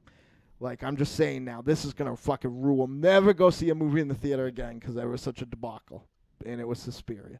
That's what. Well, bothers if we me do most. go, it'd have to be before 5 p.m. Yes, thank you. It's not like we didn't all go together. I know, but we'll never go again. See one. In the whole time, I just expected Tilda Swinton to lean over and be like, "Why are there so many songs about witches?" Because she really looked like a fucking bad Muppet. That She was did not. not look It was like a not Muppet. good special effects. I think Raven Shadows is more apt, if anything. What, the clumps? The clubs. Yeah, The Eddie Murphy. it did. Like, yeah, in the Didn't look like a Muppet. Tilda Swinton is. Swinton. What's her name? She has different names, too. Isn't that the second in command to Corporal Clink? All right, I'm going to go ahead. We're going to wrap this shit up. So, James voted, too. yep, absolutely. James is going to go last because he's our guest. But I'm going to give this a treat because Like I said, going in, I just went in with a completely blank slate. I didn't really know what to expect. I knew it was going to be sort of more sort of high art, trying to do something a little bit different and trying to steer clear of a lot of what Suspiria had did in the original. And for that, I do applaud Luca Guadagnino for doing something different. And because if he did anything similar to the original, I think it would have been met with a lot of resistance. And he did his own thing, and I like that he got the inspiration for the setting in Germany because that's where the original one took place. And he did take a lot of cues from the original, but took it off on his own sort of path. And, I definitely applaud it because it takes balls to make this movie, especially when it's got such a rabid fan base for the original. I think it was a ballsy move to do this. And I think at the end of the day, was it the Suspiria remake I wanted? Probably not. But as a film, as a standalone experience, this was a really good film. And I think it had solid performances, amazing sequences, and some really kind of shocking scenes that I thought did make this a horror film despite the lack of scares in it. But yeah, no, I dug this a lot, and I do want to see it again. And I think that I'll be able to even pull a little bit more out of this. I don't know if it's going to make the top 13. I don't know if it's going to make the top 5 at the end of the year. I don't know. At this point, we've seen so many good films. I don't know, but I did really enjoy a lot about this film. So big treat for me. Let's go to James and hear his thoughts. I'm going to go treat as well. I feel like right now we're in a period where horror's in a very healthy place. I feel like just there's so many great horror movies being made, but they kind of fall into 2 categories. You've got your stripped down kind of A24 art house horror, or you've got your almost like Marvel Cinematic Universe kind of shared universe franchises, whether it's Halloween or the Conjuring franchise. I like the fact that this movie, in spite of it being a reimagining or a remake, doesn't really seem to fall into either category. It felt like it was going in its own direction, irrespective of the kind of current trends. And any movie that shows me a handful of great scenes that I find to be unforgettable or unlike anything I've ever seen before, it's why I watch like exploitation movies and cult classics. I'll sit through an hour and a half of a pretty lousy movie from like 1971 if there's like a scene where something completely, totally outrageous takes place that basically – yeah, it just reminds me why I like movies in the first place. So I tend to be pretty burnt out on movies year round because I watch too many for the podcast. But I did have a hell of a good time during at least 4 or 5 scenes during this that I will never forget. So treat all the way with Suspiria, even if in the end I wouldn't have minded an hour being hacked off the running time. Yes. Yep. All right. Well, there you go. So, definitely have some varying opinions. I think we all were sort of more on the treat side, or the ones that saw it anyways. Listen, you don't have to see the movie. So, so I think your mileage may vary depending on what you're going in for. But if you're a fan of the original, or if you've even seen the original, just sort of wipe it from your memory and don't think about it going into this, because if you're expecting an exact replica of the original or a shot by shot remake, you're not gonna get that at all, and you may be disappointed. So just go in with a clean slate, just take it for what it is, and just see it as this sort of psychological sort of thriller, drama, horror, whatever you want to call it, and just take it at face value for what you see. And I think I'd be curious to see what other people think of this. So if you guys do get out to see it, because I know it didn't have a wide release this past week, I think it did actually expand over the weekend. So if other folks get to see this, feel free to send in your thoughts, because I know it's going to be a hot button item to talk about amongst horror fans. So would love to hear from you guys if you have thoughts in subsequent episodes. So just send a voicemail or an email to podcast@trickortreatradio.com. And so for next week, for New Guest November, we don't have a co-host. We have an interview, and we're going to be speaking with Ryan Prowse, the director of Low Life, one of our favorite films from this year. So we'll be talking to Ryan next week. And as for the film that we're going to review, it's still undecided. I may actually check with Ryan and see if he has any films he'd like to recommend, and then we'll go off that list, because we typically like to do that for New Guest November. Help have the guest sort of pick, even though Ryan's not going to be with us for the review. But I figured maybe it might be cool to get his opinions on what he's been digging this year, and see, because we have Dynamo had actually given me a list of about 6 or so movies that he had heard good things about. So we have a pretty long list of films that we want to tackle before the end of the year. So we're going to have to try to narrow it down and see what we can do. So that's next week. We're going to talk to Ryan, the director of Low Life. Looking forward to that. By the way, James, have you seen Low Life?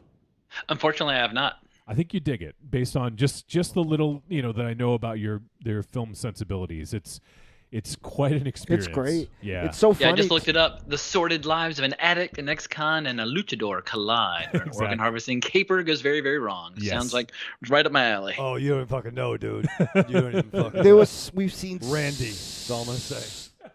There's been so many incredible movies this year that Yeah. seems like like legit a gazillion years. Yeah, ago. it seems like so long ago now. Yeah, and it was only like 4 or 5 months ago. Maybe? Like it's So- just yeah. It was like right after a show or something. Like yeah.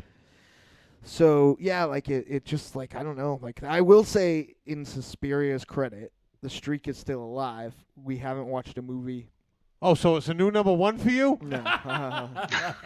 We haven't watched a movie that I hated since 310, I think I said. So What film was that? Do you recall? I don't remember. I went back and All right, I'll looked look it up. I didn't hate Ghost. Like I'd say this and Ghost Story. Was it Our House? No, I liked Our House fine. Oh, really? Okay. I didn't hate it. You didn't like Ghost Stories that much. No, but I didn't hate it. So let's go back to 310. Yeah, pretty good stretch here. Our House was episode 316. I was worried about beforehand the French zombie movie. Oh, They had a- The Night Eats the World. yeah, but that was. Or The World Eats. Yeah, I always get that confused. The cow eats the cheese. The or Night whatever, Eats the World. Yeah. Yeah, I really did like that one. Oh, and 310 was The Cured. Yeah, that was fucking garbage. So that was the last one I hated.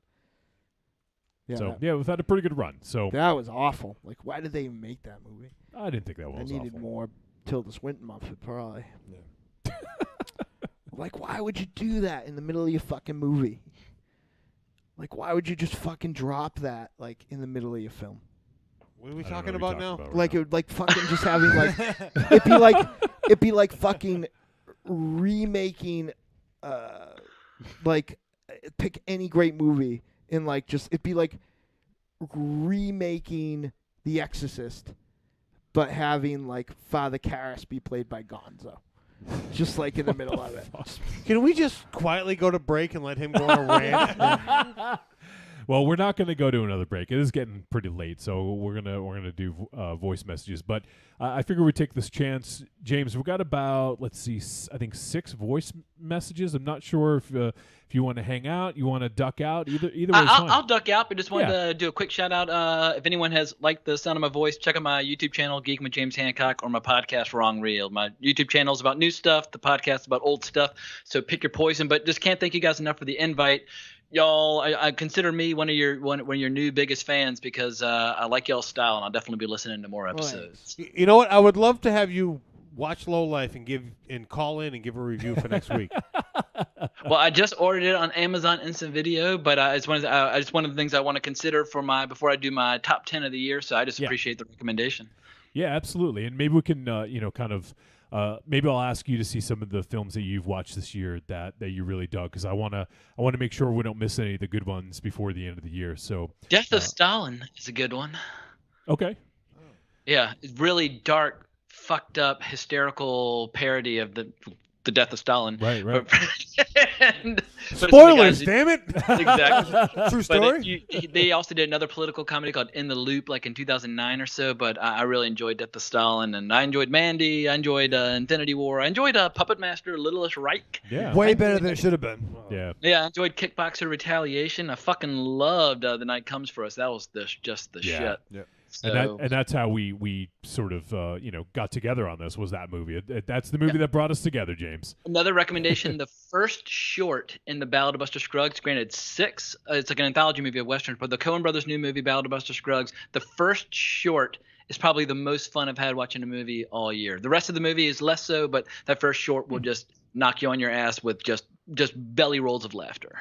Awesome. And also, James, let folks know, I know obviously you have a pretty good presence on Twitter as well, so let folks know your Twitter handle. Oh, at Colbrax is my main profile, so definitely hunt me down. I'm very active there. If you give me a shout, whether it's from a point of hate or point of love, I will give you a response. So definitely hunt me down. Yeah, absolutely. So everyone go check out James's stuff on Twitter, Colbrax, and also check out Geekin' with James Hancock on YouTube, and then also Wrong Reel anywhere you get podcasts. You can subscribe. And James does some deep dives. I've listened to a couple episodes, and I really love it. You did a Chewy Hark kind of retrospective, which was really cool. You guys tackle a lot of his stuff, even the stuff that he produced, like the John Woo Better Tomorrow, The Killer. Like Chinese ghost story and shit like that. Like he does, he's a huge just icon of Hong Kong cinema, especially from like the golden age, that great period in the 80s. Yeah, Hong Kong is just, it's the shit, and I love that period. He reminds me a lot of Argento in the fact that if you came across him with just his contemporary work, you might not get it. Yeah, 21st century Chew Hark, less so. But yeah, look at him in the 80s and early 90s, and you'll see what the fuss is all about. Speaking of him, have you seen his Journey to the West, Return of the Demons, I believe it is? I have not, but it's got an awesome title. Yeah, because he did. It was originally Stephen Chow. Stephen Chow did Journey to the West. I love Stephen Chow. I'm a huge fan of his. Yeah, me too. And so that movie was so much fun. It was great. And one of our listeners is actually like, asked us, "Are you guys going to cover the sequel?" And I looked it up, and Stephen Chow had nothing to do with it. I think he may have helped write it or something like that, or maybe it was based on some of the stuff that he did in the previous film. Yeah, I'm seeing it. 2017, Journey to the West, The Demons Strike Back. But I saw the first one by Stephen Chow, though. That's like an Aliens franchise lateral, though, right? Like where you. Oh yeah, I mean, there's been so many different versions. You go from one auteur to another auteur, like. And there's also just different like series. Like there's several based on that story, Journey to the West. So it's been redone like many times. But yeah, that's one that I'm curious to check out. One of our listeners was hoping we would get to. So maybe if there's time before the end of the year, we'll check it out. But James Hancock, it's been awesome, man. It's been so much fun having you on. It was a blast. And we appreciate you joining us and talking some Suspiria and putting up with our bullshit and talking some comics. I look forward to learning more about all of y'all's assholes in the episodes to come. So keep the personal details coming. I appreciate it. All right, James. Everyone go check out James's stuff, and we appreciate you hanging out, man. We'll talk to you soon, okay, James? Excellent. You guys have a good night. You too, bud. Take care. Thank you. All right, James Hancock, everyone. Awesome. Very excited to check out some of his stuff. He's it's weird when you put like an El Goro or someone like that in this fucking Boilermaker. Like, he's a much better film critic than any of us could ever be. Yeah, his show's really great. Wrong Reel is I've only recently found out about it, and when I was jumping back and trying to check out some older episodes, it's a lot of fun. He does some deep dives on stuff, so it's definitely different from what we do. But if you I think there's definitely a lot of crossover. He does a lot of horror and genre stuff as well. So everyone go check out James's stuff, and we appreciate his time and hanging out with us for so long. And now we'll start to wrap up. I think we're going to skip the last break just because we're running pretty late, and we're going to get to some voicemail. So let's kick it off with our buddy Arkham Josh. Hey, Trick-or-Treat Radio guys, it's Arkham Josh. I did not get to see Suspiria. I don't think it's showing in any theaters around Rhode Island. And I just haven't been able to get up to Mass to see it. But I did want to call in. I did catch up on The Dark. So I'm just going to say, overall, I thought it was pretty good. I would say it's a treat and a recommend, but it's not like a super high recommend. It's not like a run out, you gotta see this movie. But if you come across it, if you get a chance to see it, check it out, it's worthwhile. I do know there was a little bit of back and forth on last week's show, because, it was at times referred to as a slow burn, and then, I know one person at least was like, oh, it's not a slow burn. And I would actually side with that. I think this is just a very intentionally slow-paced movie, because it doesn't build to anything big or a big reveal, which you think like, if you think of a slow burn, it'd be like a film that just slowly feeds you information until, bam, something huge happens. So I would say that this is just a matter of a film being having a very intentional pace. Which I didn't mind. I thought that was, it worked. But overall, I think there was just something about the film that didn't 100% work for me. But I still think it was a worthwhile watch. So a treat and kind of a tepid recommend, so to speak. And, like last week, I hope everything's going well. I hope you guys are doing good. I'm doing better and better every day, up and around more. So, I don't know. Hopefully I'll talk to you guys soon. And I can't wait to hear what you guys thought of Suspiria, because I'm really looking forward to it. All right? Have a good one. Bye. All right, Josh. Thanks, man. And glad you got a chance to check out The Dark. And unfortunately, you didn't get a chance to see Suspiria because it wasn't playing near you, which is crazy. Yeah, like I guess I don't know how the limited release thing goes. I don't know if it's the theaters choose whether they want to play it or if the distributor's like, oh well, let's get it in at least once every 100 miles. I just don't know what kind of thought goes into that. But because he seems like he gets to see all sorts of crazy shit in the theater that like we never even get a whiff of. Yeah, I mean Providence typically does get a pretty good amount of stuff. It's not quite Boston, but it's probably better than most smaller cities. So, but yeah, so when you do get a chance to see it, Josh, I would love to hear your thoughts because always love hearing your thoughts on film. So, all right, well, let's go to our buddy, another Josh. This is Cromcast Josh. What's up, Trick or Treat Radio guys? This Hello. is Cromcast Josh. Wanted to send a quick voicemail. I understand you're talking about the Suspiria remake this week. I have not been able to make it out to see that yet, but I did have a question as it pertained to witches. It seems like there is a trend in horror films here lately, stretching back a few years, kind of a resurgence of witchy movies, witchy TV shows. This year we have Suspiria, we have the chilling adventures of Sabrina.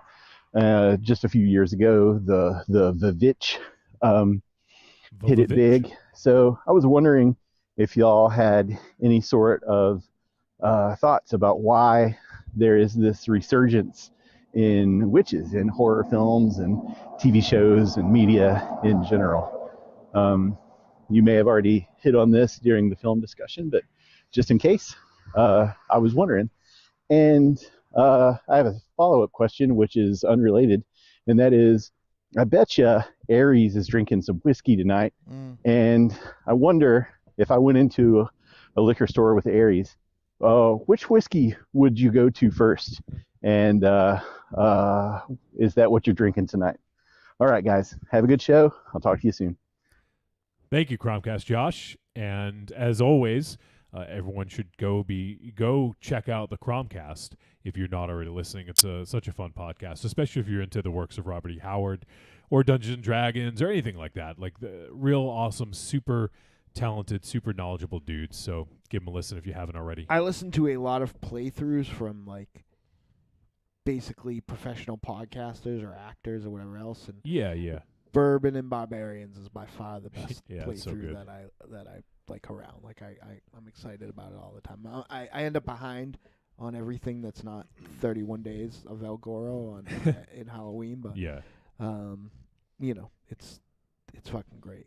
I highly recommend it. Now, Aries, you can answer the question first. About the witches? No, about the whiskey. Oh, okay. Yeah, okay. Great. Here I'm drinking it's Clontarf. It's middle of the road whiskey. It is what gets me through this night to deal with these motherfuckers sitting here. It is not what I would buy to sip at home. It sounds terrible. If I was to buy whiskey at home to sit and sip, it would probably be Jameson, the Caskmates, probably the IPA Caskmates. Yeah, I've never tried those. I walked around with one the other day. It's a little more sophisticated than you can deal with. I like Jameson. Thank you. But no, I would like to tackle the witches question as well. Yeah. I have a theory about Hollywood and their love of monsters, monster of the week, month, the year, whatever. Yep.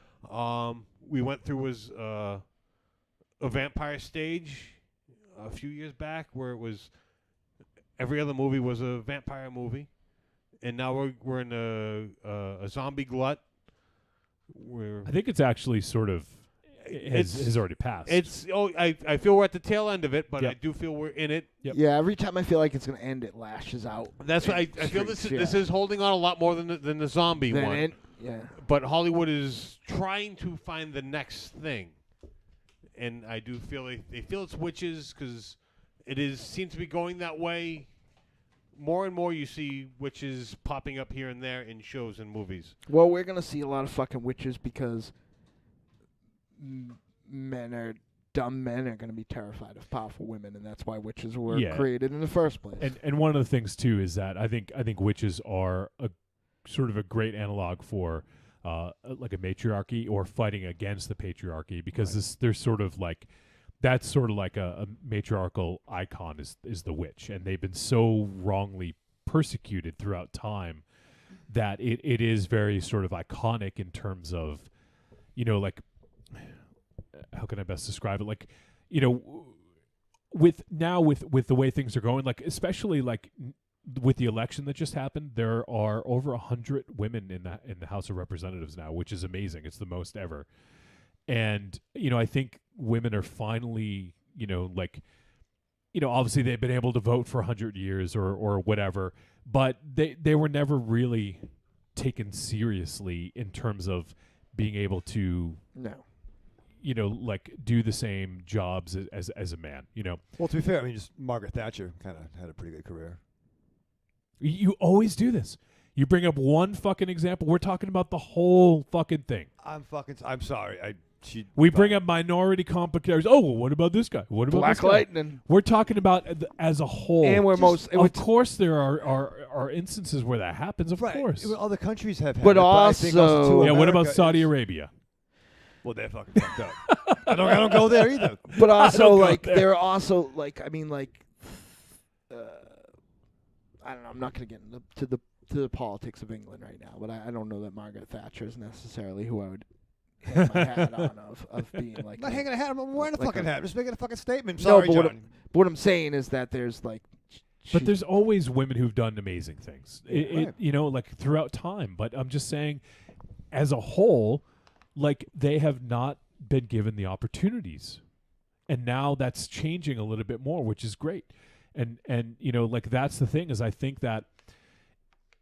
And one thing I would like to see, and this is slightly divergent on the point, is I would like to see witches portrayed more accurately. That's what I was fucking saying. Witches Or- are always like these hideous like Satan worshipping creatures. And they're also like, if you go back and watch like Witching and Bitching that we did, or like yeah. I feel like Every movie we've done. matriarchies in general, like this one was maybe better, and it was kind of, I don't want to say logged down by the overall arcing political metaphor of when it was from, but like I don't feel like we've ever like gotten that like strong unified covenant of witches that, you know what I mean, like it's always opposing sides. It's always like, one that falls for a man and it messes up everything. And most of the time, I mean, I got fucking took to task because I said that, but Charmed. Did you say Oven of Witches? No, Oven of Witches. it can't be Coven.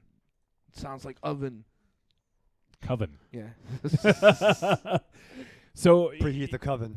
I think that with the rise of feminism and I guess even with the Me Too movement, like I could see it going both ways. I could see it being an icon of strength for feminism or for women in general, or I could also see men demonizing them in terms of like in their script and making them the villain. Right. In terms of especially sort of these men's rights activists and all these kinds of people, who have a problem with women getting what they deserve, and so I could see it both ways. So I think it is, and I think it's just, I think this is just starting too. I think I don't think we've gotten to the apex of this witch movement. Oh no, I definitely feel because they've been every so often they try to bring the witches in, right? And it doesn't fail, but it doesn't catch the hype that it wants to. Yeah, I feel that now we're in a point where it is going to take off, And they you don't are need gonna to be- see a lot more of it. Right, I agree. And they don't need to be good guys.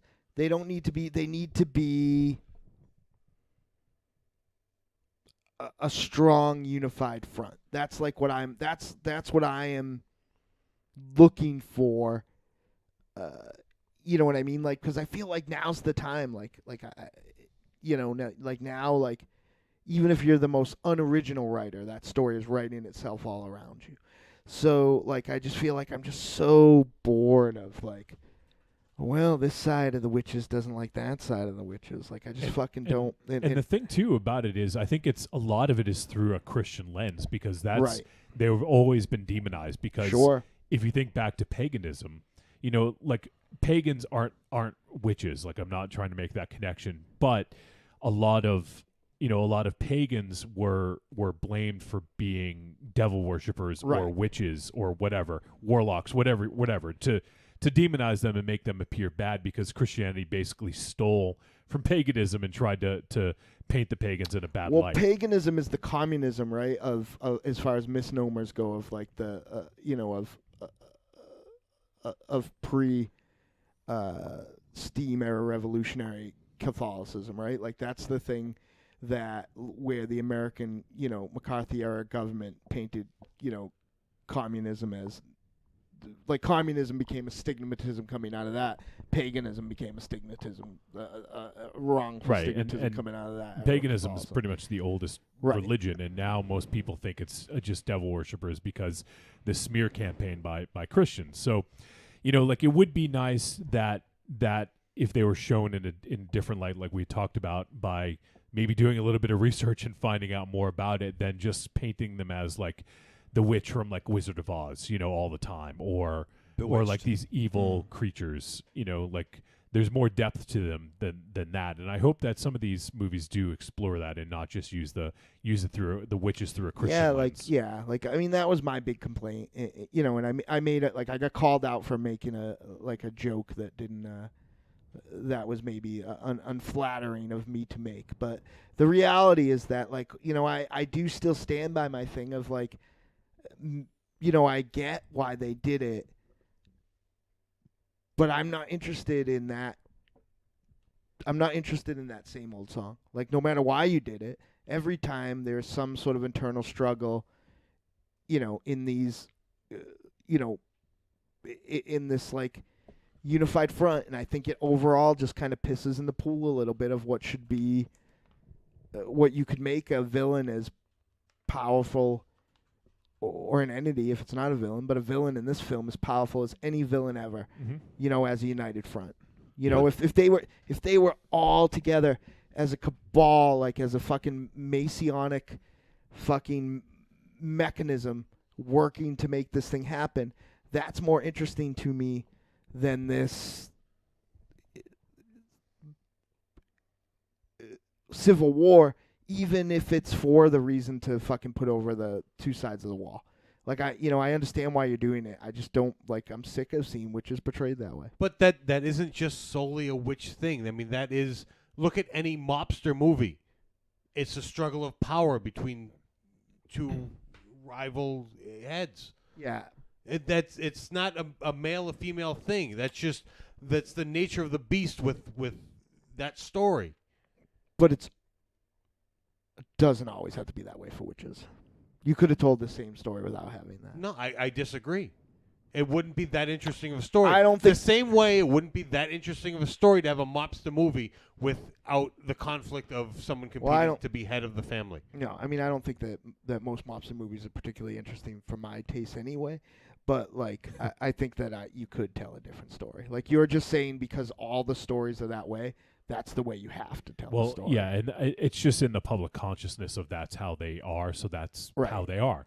But it would be nice to see a you don't film have buck to that tell trend. the story that way. What if the witch what type was of story this was, though? Or what if the witch was the protagonist as opposed to the antagonist? Well, sure, that would make it a completely different story, though. Yeah. And not and didn't maybe shop at Hot Topic and right. or didn't didn't have the fucking power to transport time materialize fucking sports cars and spaceships, but was still afraid of what you fucking. Okay, none of that happened in this movie. What Darren was gonna say when he got home. You know, like none of those arguments happened in this movie. No. I would have stayed awake though if she was teleporting planes. Right. Oh. No, you wouldn't. But we're talking It about. was after 5 p.m. Yeah, it was We're probably talking about after 6. greater, you know, like you had like the most famous witch of all time is obviously somebody said recently Samantha, you know, the Bewitched is one of Bewitched, the yeah. greatest witches of all time. The famous witch was Wizard of Oz. Yeah, super powerful, and she's just fucking worried about what her husband is gonna think if she shows her powers. Right. You know what I mean? Like. But you're also going back to the 1950s where that was every woman's. And the worry. portrayal of witches has changed 0% then, except to put them in fucking fishnets, mini skirts, and then have them turn on each other. It's Okay, the same but I mean, every there fucking time. There hasn't been that many portrayals of witches. Okay, I guess they haven't fucked it up that many times, so it's fine. What was The Craft about? Well, there's your hot topic argument. But they weren't bowing down to their husband. No, but they all fucking turned on each other. Power corrupts. That goes. What was that witches, goes back to my. What was witching and bitching? You weren't here for that. Neither was anybody except me and Raven Shadow. Actually, Rocky was here. Yeah. But like, I mean, groups turning on each other. Well, you know what? I mean, I didn't watch it, but the fuck was that show? They just brought it back. Charmed. Yeah. It's a show about witches. I said that earlier. Right. But no, but you can't do that. You can't make something that reference something that happened before. Because John will get mad. I don't see. You can't. This is. I mean, that Try was me. that was a show about 3 witches. That was were- one show. Didn't one of them leave though because they turned bad? No, I think she didn't like her contract. Right. But I think that's how they wrote her off. Yeah, but that was Sharon Doherty. She's nuts Sharon anyway. All right. Okay. Another voicemail, maybe. Scarlet Witch? She's not really a witch though, right? She has mutant powers. Oh, wow. All right. Well, let's hear from our buddy FTM. I'm Thank real you. excited to hear what his thoughts on Suspiria. What's up, Trick or Treat family? This is First Time Mike. First off, I'd like to say, hope you get well, Monster Zero.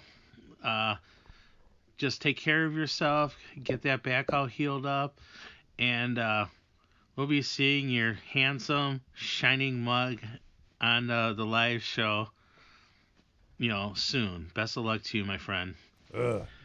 Okay, Suspiria 2018. I went with somebody to see this movie that had never seen the original movie. She went basically because in 2 weeks we're going to go see the 1977 Suspiria, scored live by Claudio Simonetti and I think his version of Goblin. And I sent her the trailer, and I didn't spoil anything, but I said how I liked the movie. And her words when it was done watching the 2018 one was, "Wow, that was not what I expected from the way you described it and from the trailer that I saw."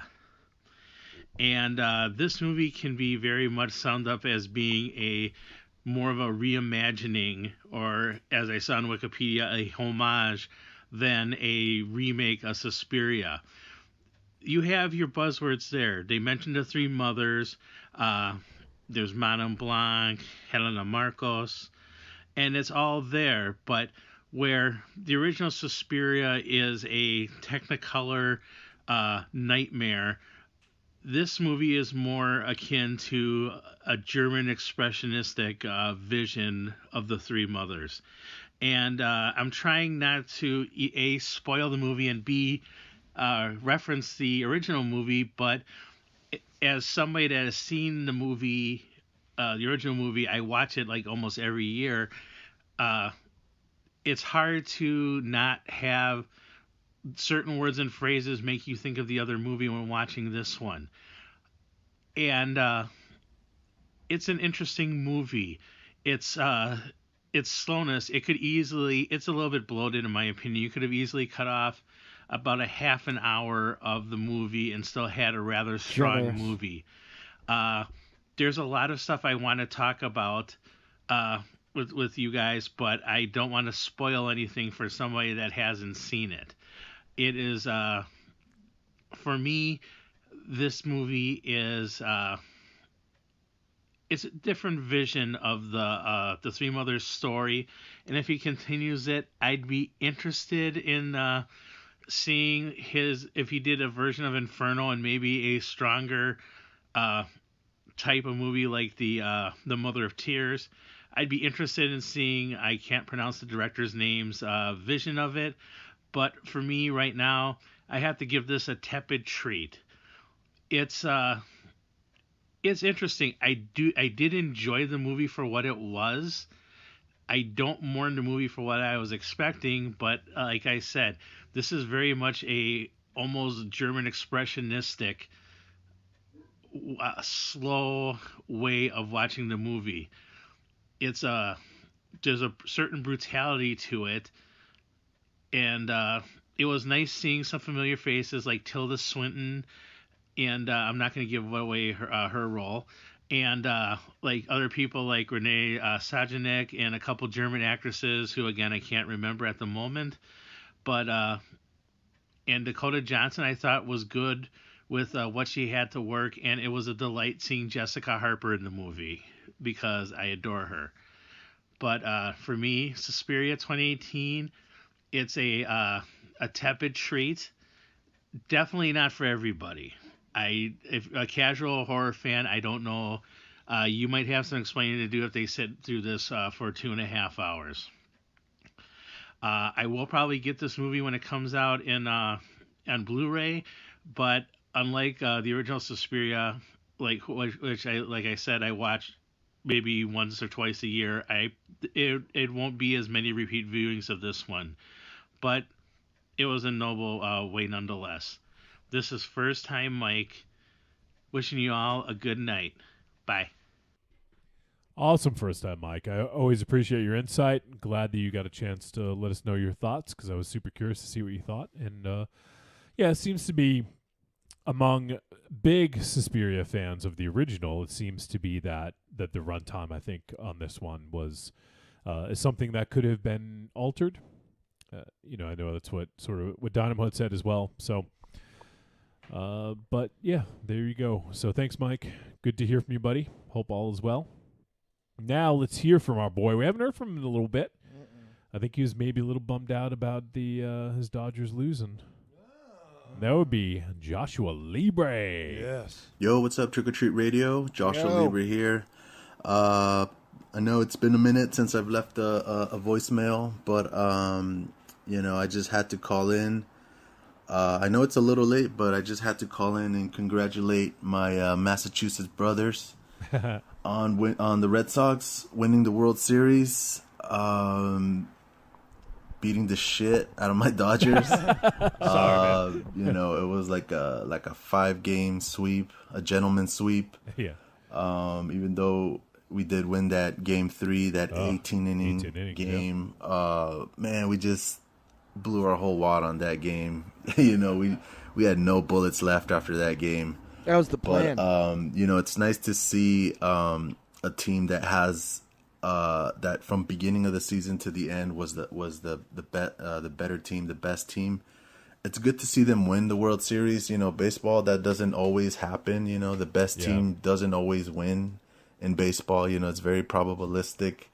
But yeah, I mean, it was cool to see two iconic baseball teams in the World Series. I mean, at least the Red Sox finally caught a break and won a World Series for the first time in 5 years. I mean, 5 long years since you guys last won. I mean, damn. And when you look at it, you guys have only won 4 World Series out of the last 14 years. I mean, that's, I don't know. That's got to be tough. But nah, just kidding. No, but just played. But seriously, congrats to you guys. And hope we can meet up again next year. I'm not holding my breath on the Dodgers, but maybe you guys will. But yeah, anyways, I know this is Trick or Treat Radio. I'm not sure if you guys are going to talk about Suspiria, but just to give my general thoughts, I enjoyed a lot of it. It's a pretty dense movie, a little long at times, but there's a lot going on. I enjoyed the performances. I enjoyed the ballet. The dancing was nice. Some great scenes, some stuff that I haven't seen in other films. That's always good, But yeah, I liked it for the most part, not totally blown away, I enjoyed Hereditary a little bit more. But yeah, that's basically my thoughts on that movie. But anyways, hope you guys have a great show. Can't wait to hear your thoughts on Suspiria, and talk to y'all later. Bye. All right, Joshua Libre, thanks, man. It's great to hear from you, bud. Hope all is well. And yeah, sorry about that ass kicking. But fucking gentleman. What? What was that? Gentlemen? I was chewing some crust. Yeah. Pizza bones? Pizza bones. No, thank you, Joshua Libre. Class act, sir. But to be fair, listen, there was a big fucking drought, bro. Fucking 4 years? No, before that. Oh, yeah, 86, yeah. You know what I mean? There's been a lot. Well, you know what? I mean, when you compare the Red Sox to the Patriots, they're really not. It's tough. Patriots will win every fucking year. No, they haven't won that often lately, actually. No, they made it to They the won dance, 2 years though. ago, right? Was it? Yeah, And then and the before- Dodgers had some good fucking runs, fucking back in the day. What day? Yeah, what day? Yeah, you don't 70, know. what, 77, right? Did they win 77? I think it was 77, yeah. See who's fucking smart, right? I fucking know that. You're clapping for yourself. I am clapping myself. You know what? 'Cause I didn't give you Because you're the only one who claps for you. Because I didn't give an No. intro. You're right. You know why you didn't get your intro? Because your ass wasn't in the seat when the camera went on. It's true. Fucking no. Well, Well, what are you gonna wow, do? No, but no. Thank you. And that series, I believe the Dodgers were down like 3, and they came back. Or All right, this who'd they isn't play? this isn't baseball history here. every fucking naysaying, every fucking time. I thought it was a fucking It's discussion. 12:30. show. Well, you know what? Fine. Thank you, Joshua Libre. Thank you, Joshua Libre. I enjoyed the ballet too. All right, we got 2 more, and they're from the same person. Let's do part 1 from Dynamo's legitimate son, Pabst. Thank you. Hey guys, it's Paps. Just calling in. I just got back from seeing the new Suspiria in theaters, and these are my thoughts on it. Thanks, not trying to will. First off, I'm going to say this is a very, very different movie from the original.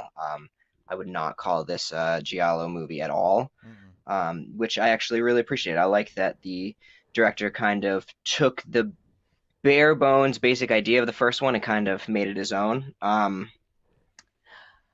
I'm honestly, I'm really not 100% sure what I think of this movie. I liked it. There were parts of it that I really loved. Other parts that I kind of had to read the synopsis afterwards. I don't know, maybe I just wasn't paying attention hard enough, or maybe I'm just a fucking idiot. But yeah, I definitely want to give this movie another watch. I feel like I need to in order to kind of fully digest it. There were parts of it that were incredible, like the contortion scene was amazing. I loved that. I thought that was so well done. In terms of the score, I thought it was pretty good at times. I thought it was kind of underwhelming at others, and then it was just straight up Radiohead sometimes. Like, I mean, I realize, like, Tom York is Tom York. His music is probably going to sound pretty similar to his, main creative output, but it just felt like I was literally listening to Radiohead sometimes while the movie was going on. It was long, but I don't know if it felt nearly as long as some other long movies, if that makes any sense. Some of the stuff in this was so visually stunning, just looked so amazing. Some of it ventured a little too much into the kind of like art house, artsy fartsy territory for me.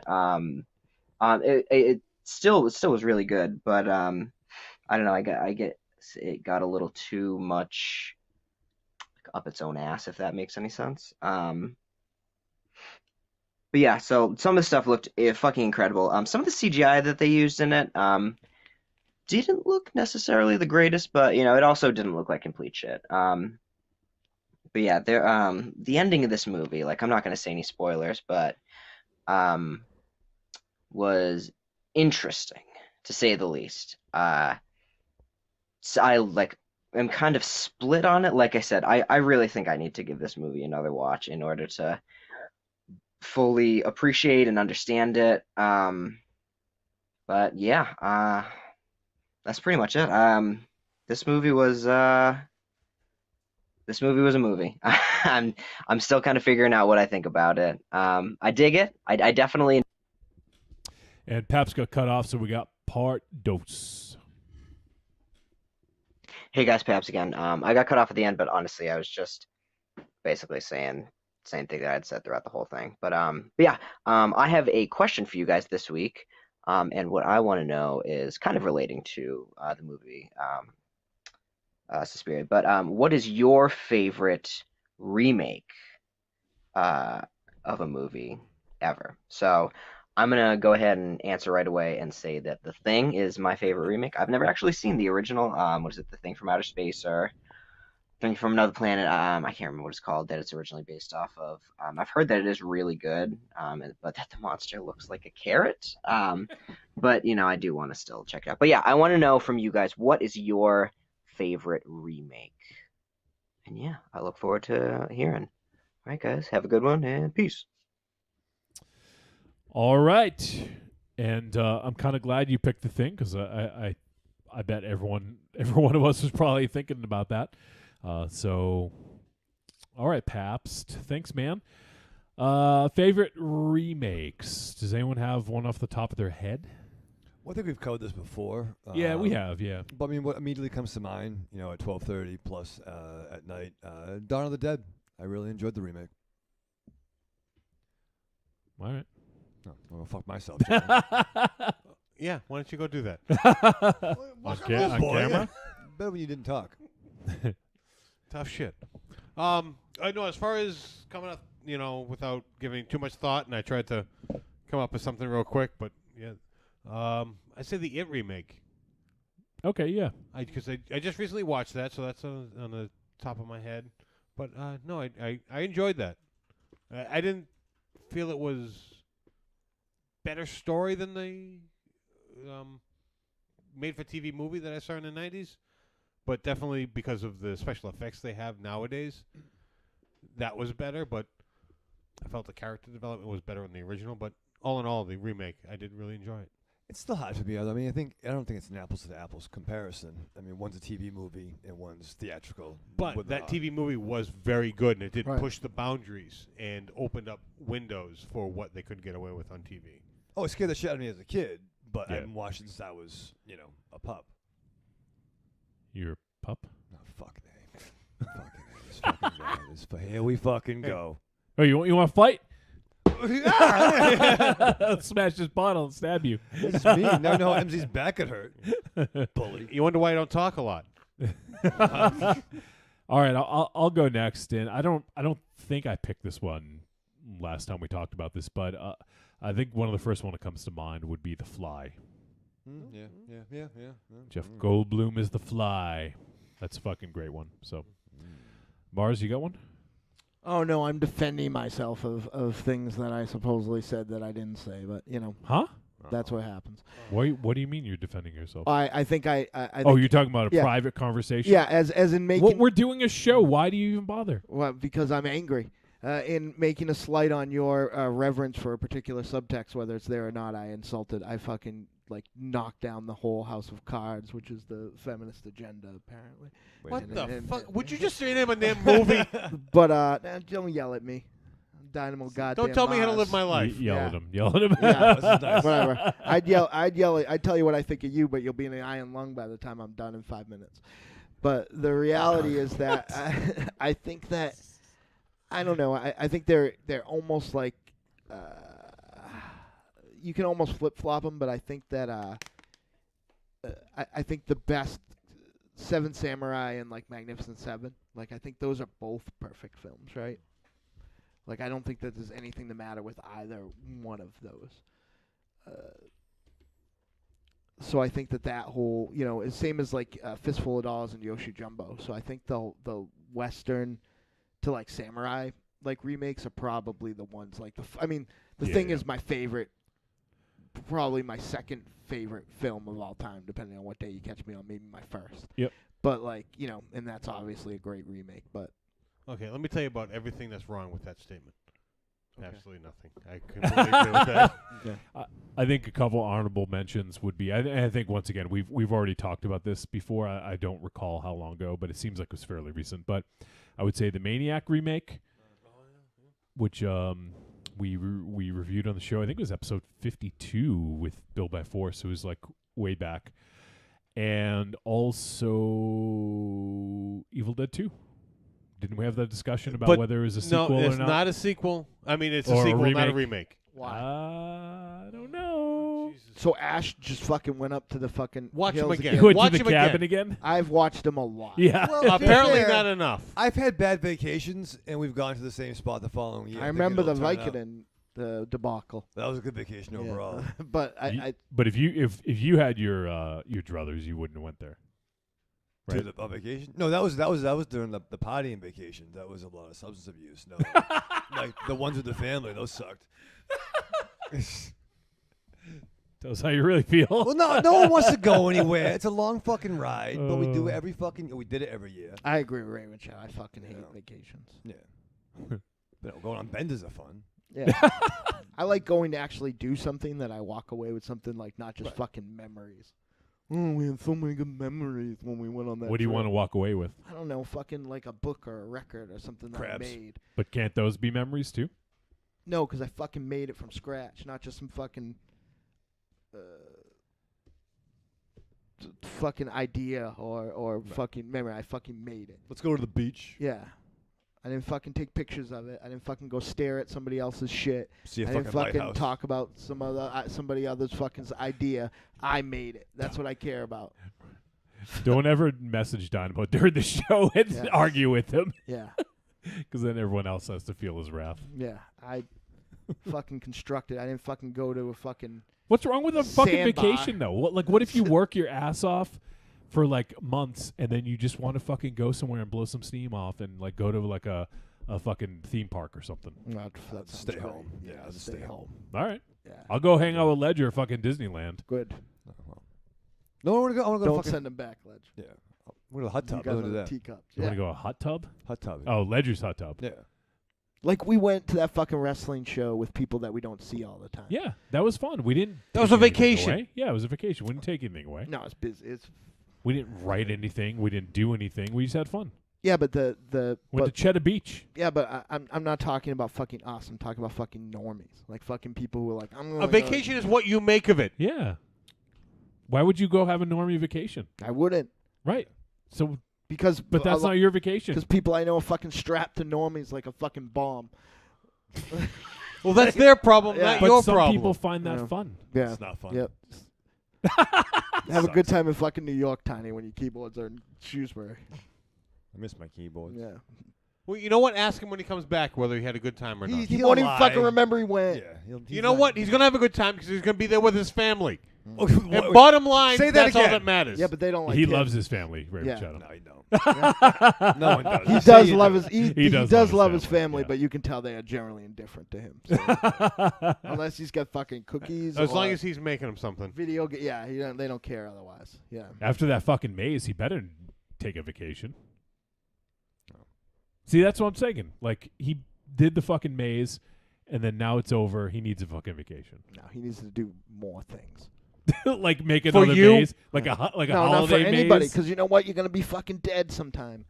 In the You fucking. want him to do something and he's not doing it. That's what you're pissed off. No, at. it is. He's- Bottom line, You that's want him what to it come is. to your house on No, Saturday. he's doing plenty. What? No, he's the one. He is doing something for him next. Is the next thing we're doing. Oh, actually. yeah. Oh, yep. No, we are. He flat out said we're doing this next, and And it's getting put on hold because he's going on vacation. nope, weren't even going to start it until December. But I did agree to do it, but I also thought we were talking about a different thing. So but it's gonna happen. But so the next thing we're doing was his idea. He created it. So you're wrong. Generally, it is my idea, but you're wrong. Which it seems to be. Yeah, you're pissed off because he's doing something without you. Bottom line. I don't ever see him. I see Raven Bottom Shadow line. more than him, which just shows how bad my life is in general. So bottom line, you're pissed off that he's going to New York without you. No, I don't want to go to New York with him. I'd like to go to New York with my sister. Or maybe just the kids, but I don't need to hang let's out just with end him. this. Yeah, I know. All right, so we should probably wind this down. So I think that was. Did everyone get their fucking answers in? Sure. Yeah. I don't even remember the question. There was a question? Oh, remakes. We talked about it. Oh, the already. remakes, Never mind. yes. Yeah, we did it. Whew. All right. We are now free of all questions. Oh, can I just say one thing? I thought I was. Oh, yes. Yeah, one thing. Yep. I thought I was being like all sly and changing my Facebook profile at 1 a.m. Everyone noticed. Yeah, you can't fucking do that shit. And people found me now. Yeah. Oh, yeah. Like, having the photo from 20 years ago, apparently that was very low-key. No one knew who the fuck I was. Who's this asshole holding the bass? Yeah. Now I'm with Michael Myers. No hiding. Another asshole bass player. So people now figured it out. Yeah, that's me. Yep. Go ahead and friend request me because I'm just fucking agreeing to them all. Oh, yeah. Open the floodgates. Aries. All bots send Aries your request. If you're selling sunglasses. Yeah, if you're selling them, Aries is buying. I bet you money there's like 9 million friend requests for Raven Shadow that he doesn't know how to accept. No, I do. I got confused though. I used to accept everybody. Then I'm like, wait a minute, these aren't that. So I checked. You'd be like, this girl looks the same as the girl who sent me a request yesterday. Yeah, She's showing her breasts. What's going on Why here? is it all the same photo? Yeah, why is she showing me her ass again? Yeah, no. Well, something I've never said ever. I've never ever said that. Where's Monts? I never thought I'd say this. Where's Monsters? You miss him? Yeah. No, I don't want to drink. Once again, never said that. That dude's fucked up like a car crash too. He's fucking faking. No, he needs is not physical faking it. therapy. Well, he needed that beforehand. Think about He that. needs mental therapy, How too. long? True. How long is he gonna fucking like? That's like fucking. He's basically living misery right now. Yeah. You know how we know he's not faking? Because he's not here. This Yeah, is that's his his life. escape. That's his escape. Right. Like if he fucking showed up pretending to limp with a cane, you know he'd be fucking full of shit. But like that's real. Like how long do you think he has to sit there before they just fucking chain a Princess Leia to him? Right. She got choke him I don't know, out. but that's not an entirely bad thing. No. Why? It's got to get something out of. Yeah, I do feel bad for him. 'Cause, like, Yeah. Yeah, I mean, he's getting so fat probably didn't help him any, but like it's probably. And you don't feel that bad for him. He's not fat. He is fat. No, he got really fat. He did get fat. I don't think he is. He He's did. like It's three he of got- you. It's like he got shot by the live and let die gun. Like he got fat really, really fast. I don't know. What do you mean you don't know? I don't know. What do I know about fat? What do you remember? Nothing, 'cause you got yeah. none. You remember him back in the NCW days? He used to take his shirt off. He had like a little chub, but it was mostly flat. Ooh, yeah. Mostly flat. I don't remember I don't remember his shirt off. He has one weird nipple. Yeah, it was good. He's That's got true. weird Wait, nipples. Very smooth. He has one nipple, or just one of them is weird? Yeah, one of them's a little weird. He only has one nipple. That's what's odd. 2 breasts, but 1 nipple. Well, that's what I was trying to clarify. And now He's not he's got a fucking keg in there. But he was losing weight too No, for a he while, wasn't. and he looked okay. Well, he really put on a lot of weight fast. No, he's been the same for a while. Okay, let's not bash him. He's not here. We're not bashing him. No, I want him to. We would You're do this- not. We would do this if he was I'm here. not bashing him. I'm saying he's not fat. No matter what we say is wrong. Yeah. Between both You're- sides of the fucking aisle, Yeah. you're fucking damned if you do, damned Right. if you don't. I'm going back. Sucks. Ha! You know what? Fuck all y'all. I'm joining the bad guy side. I'm a Republican again. Oh, wow. All right. You were on Trump. the good side? When? You missed it. It was Apparently, I fleeting. blinked. It was like those. Like every once in a while, Ric Flair would like fight Vader. You gonna vote for Trump in 2020 then? No, I said I'm a Republican, not a Nazi. Yeah, but he's gonna be the only Republican on the ballot. He's not a Republican. Well, he's the only one you can vote for. So. Well, we ain't gonna solve that fucking problem tonight. All right, let me quickly take a look at Twitter because we did get a little bit of action, and we had Corey from the Canopy. Thank you. He tweeted at us and said, "This Indonesian reference is killing me." I think it was on last week's episode. We were talking about all our new listeners in Indonesia tuning in to Anal Flaps. Yes. They Love that. Yes. And Slegoth sent us a link from Bloody Disgusting about a fully funded fan film, Friday the 13th Vengeance. Nice. Will be a sequel to Jason Lives. Oh, So it's a fan film. I don't know about that. I kind of took the wind out of my sails. Yeah, he got the wind and then it quickly went away. And obviously we tweeted out about James joining us earlier today, and he said, looking forward to it. And then he tweeted out, very fired up for tonight's live stream about Suspiria with the Deadites at 9 p.m. Eastern. Many thanks for the invite, guys. And we had, let's see, iMagic Man, yes. As the Twitter handle, says, I'm looking forward to actually seeing this film in reply to James's tweet. And James just sent us a tweet about a half hour ago. Said, thanks again for the invite, guys. Had a blast getting to know you.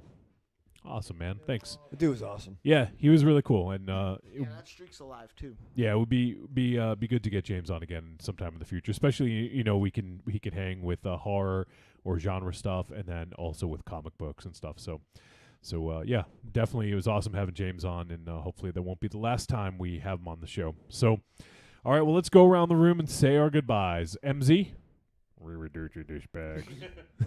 That's a good MZ. Aries, Goodbye. Rave Jadu, Live fast, love hard, die with your mask on. and sleep with your eyes closed. With one eye open. In the theater. Listen, it was fucking comfy. But I fucking told you, full disclosure, I said I can't do this. And what happens? You didn't tell that to me when we were making plans. To be fair, he picked you the fuck up and drove you. You didn't have to do anything. Well, he drove to my house. Yeah. Yeah. But then, yes, I did drive to the theater. I like when you drive. You should have got coffee on the way or something. I don't drink coffee anymore. Communist. I haven't drank coffee in about over a year. Fascist. Yeah. What do you do to keep yourself going? Up some uppers? You got some uppers, ma? I'd love some uppers. No, it sucks. No, I drink a lot of water though. Because I was at 8 cups a day of coffee. Jesus, 8 cups a day? Yeah. I thought I drank. How a the lot fuck? of I don't even fucking drink. coffee. I drink a lot of water, and I don't even drink 8 cups of water a day. Yeah, no, well, because it's free and it's flowing, and I. So is water. Well, yeah, I drink water now, so I stopped drinking coffee because I'm looking worried about my health. That's a lot of coffee. Yeah, okay, but maybe we should cut back. How many coffees do you think is in a Dunkin' Donuts extra large? Like how many normal coffees? A coffee cup? Yeah, like like if you got a mug of coffee, like versus the coffees you would drink. I would call the extra large Like 4 4, coffees. yeah. Oh shit! Like I'm at like Oh. 16 then anyway. But so. to be fair, when I say 8 cups, it's refilling the Like like a 1 cup thing. medium. Like I would get a medium coffee cup. So in 12 the morning. ounces. But then now take that medium cup and I would just fill it with the free stuff from the office. So that'd be 8. But, So it's yeah. really 16. I don't know, Is that what we're saying? It was a medium-sized cup, so Yeah. probably 16 cups of coffee. Yeah, it's fair. Jesus Christ. That's about where I am. That explains a lot. So I stopped. I know. I don't drink coffee anymore. On I a had- Saturday, like Do you drink any caffeine? No. well, that's a body problem. No, that's good. I don't drink caffeine. I don't drink soda. Yeah, If but I- you're a fucking grumpy, mean son of a bitch. Yeah, no. I don't- Says the I grumpy, still drink a lot of says coffee. the grumpy, so what's your mean son of excuse? a bitch. And I don't drink on Mondays and Wednesdays. Wow.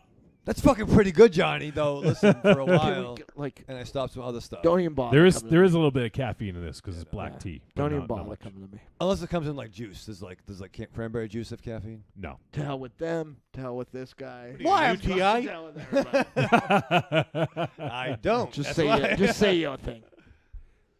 And Mars, say goodbye. Nope. Nobody deserves me. I hate it. Nobody deserves you? Yeah. You mean we don't deserve you? No, you don't. I'm like fucking Ric Flair, and this is fucking Dead or alive, you're coming Just with me. because you got in a fucking text fight with someone. no. Yeah. Yeah, thanks for that. Because then we all fucking suffer. Well, I'm mad at you two for making me see Suspiria too. Well, Not I you. didn't see. I didn't want to see it either. Not you. I knew what you were Point at saying. you. Yeah, point at you. I didn't make anyone see this fucking movie. I Yes, asked. you did. Yeah, you And I said, how do you feel? I asked you, Mars, before James actually picked it. And I said, how do you feel? Do you think we can go see this? And you said yes. What? He had another Were fucking you problem. game to see this before you saw it? Yes, he was. I was on the fence, but I'll do anything for Johnny in the show, and this is what I get. Oh, bullshit. This is what I get. Shut the fuck up. It was a treat, he said. Yeah. Tepid treat or Tepid whatever treat. the fuck he said. All right, Mars. That it? You're not going to say it? Yeah, and you all gonna rue this day. Y'all gonna rue this day. Yeah, rue this day. Kobayashi Maru this day. Woo! The world's dopest tag team's coming back. Things are See? gonna get Yeah. ugly around here. The boats. Yeah, they are gonna get ugly. Building a better villain. Remember, children, where we go, they Remember those douchebags. All right, well, that's going to do it for us on episode 328 of Trick or Treat Radio. Big thanks to James Hancock. Go check out the Wrong Reel podcast and check out Geekin' with James Hancock on YouTube. Check out his channel. He does regular uploads over there. And also look for his short film, which will be appearing on his YouTube. That's outrageous. Yeah, fucking Bill Plimpton. Jesus Christ. So check that out. James is a real cool guy. And also follow him on Twitter at Colebrax. That's COLEBRAX. And for next week, as I said, we're going to be hanging out with Ryan Prowse. I don't know. I got to find out if it's Prowse or Prowse. It's Prowse. Prowse. I don't know if it's like David Prowse, who played Darth Vader, or if it's like... He did make a movie about convicts. It's true, he did. So it's probably pros and cons. I think we actually named an episode after him, something like that. So next week's going to be fun. We're going to talk to the director of Lowlife. And if you guys have questions about Lowlife or anything for Ryan, feel free to send a voicemail, podcast@trickortreatradio.com, and just let us know in the subject that it's for Ryan, and we'll make sure to play it for him. Otherwise, we're still the movie is up in the air as to what we're going to review. I will post about it on social media like I did this past week, so you guys can play catch up if you want to, and looking forward to that. It's going to be fun. Looking forward to talking to Ryan. It's been a long time coming since we saw Lowlife, and that's going to do it. We'll see you guys next week.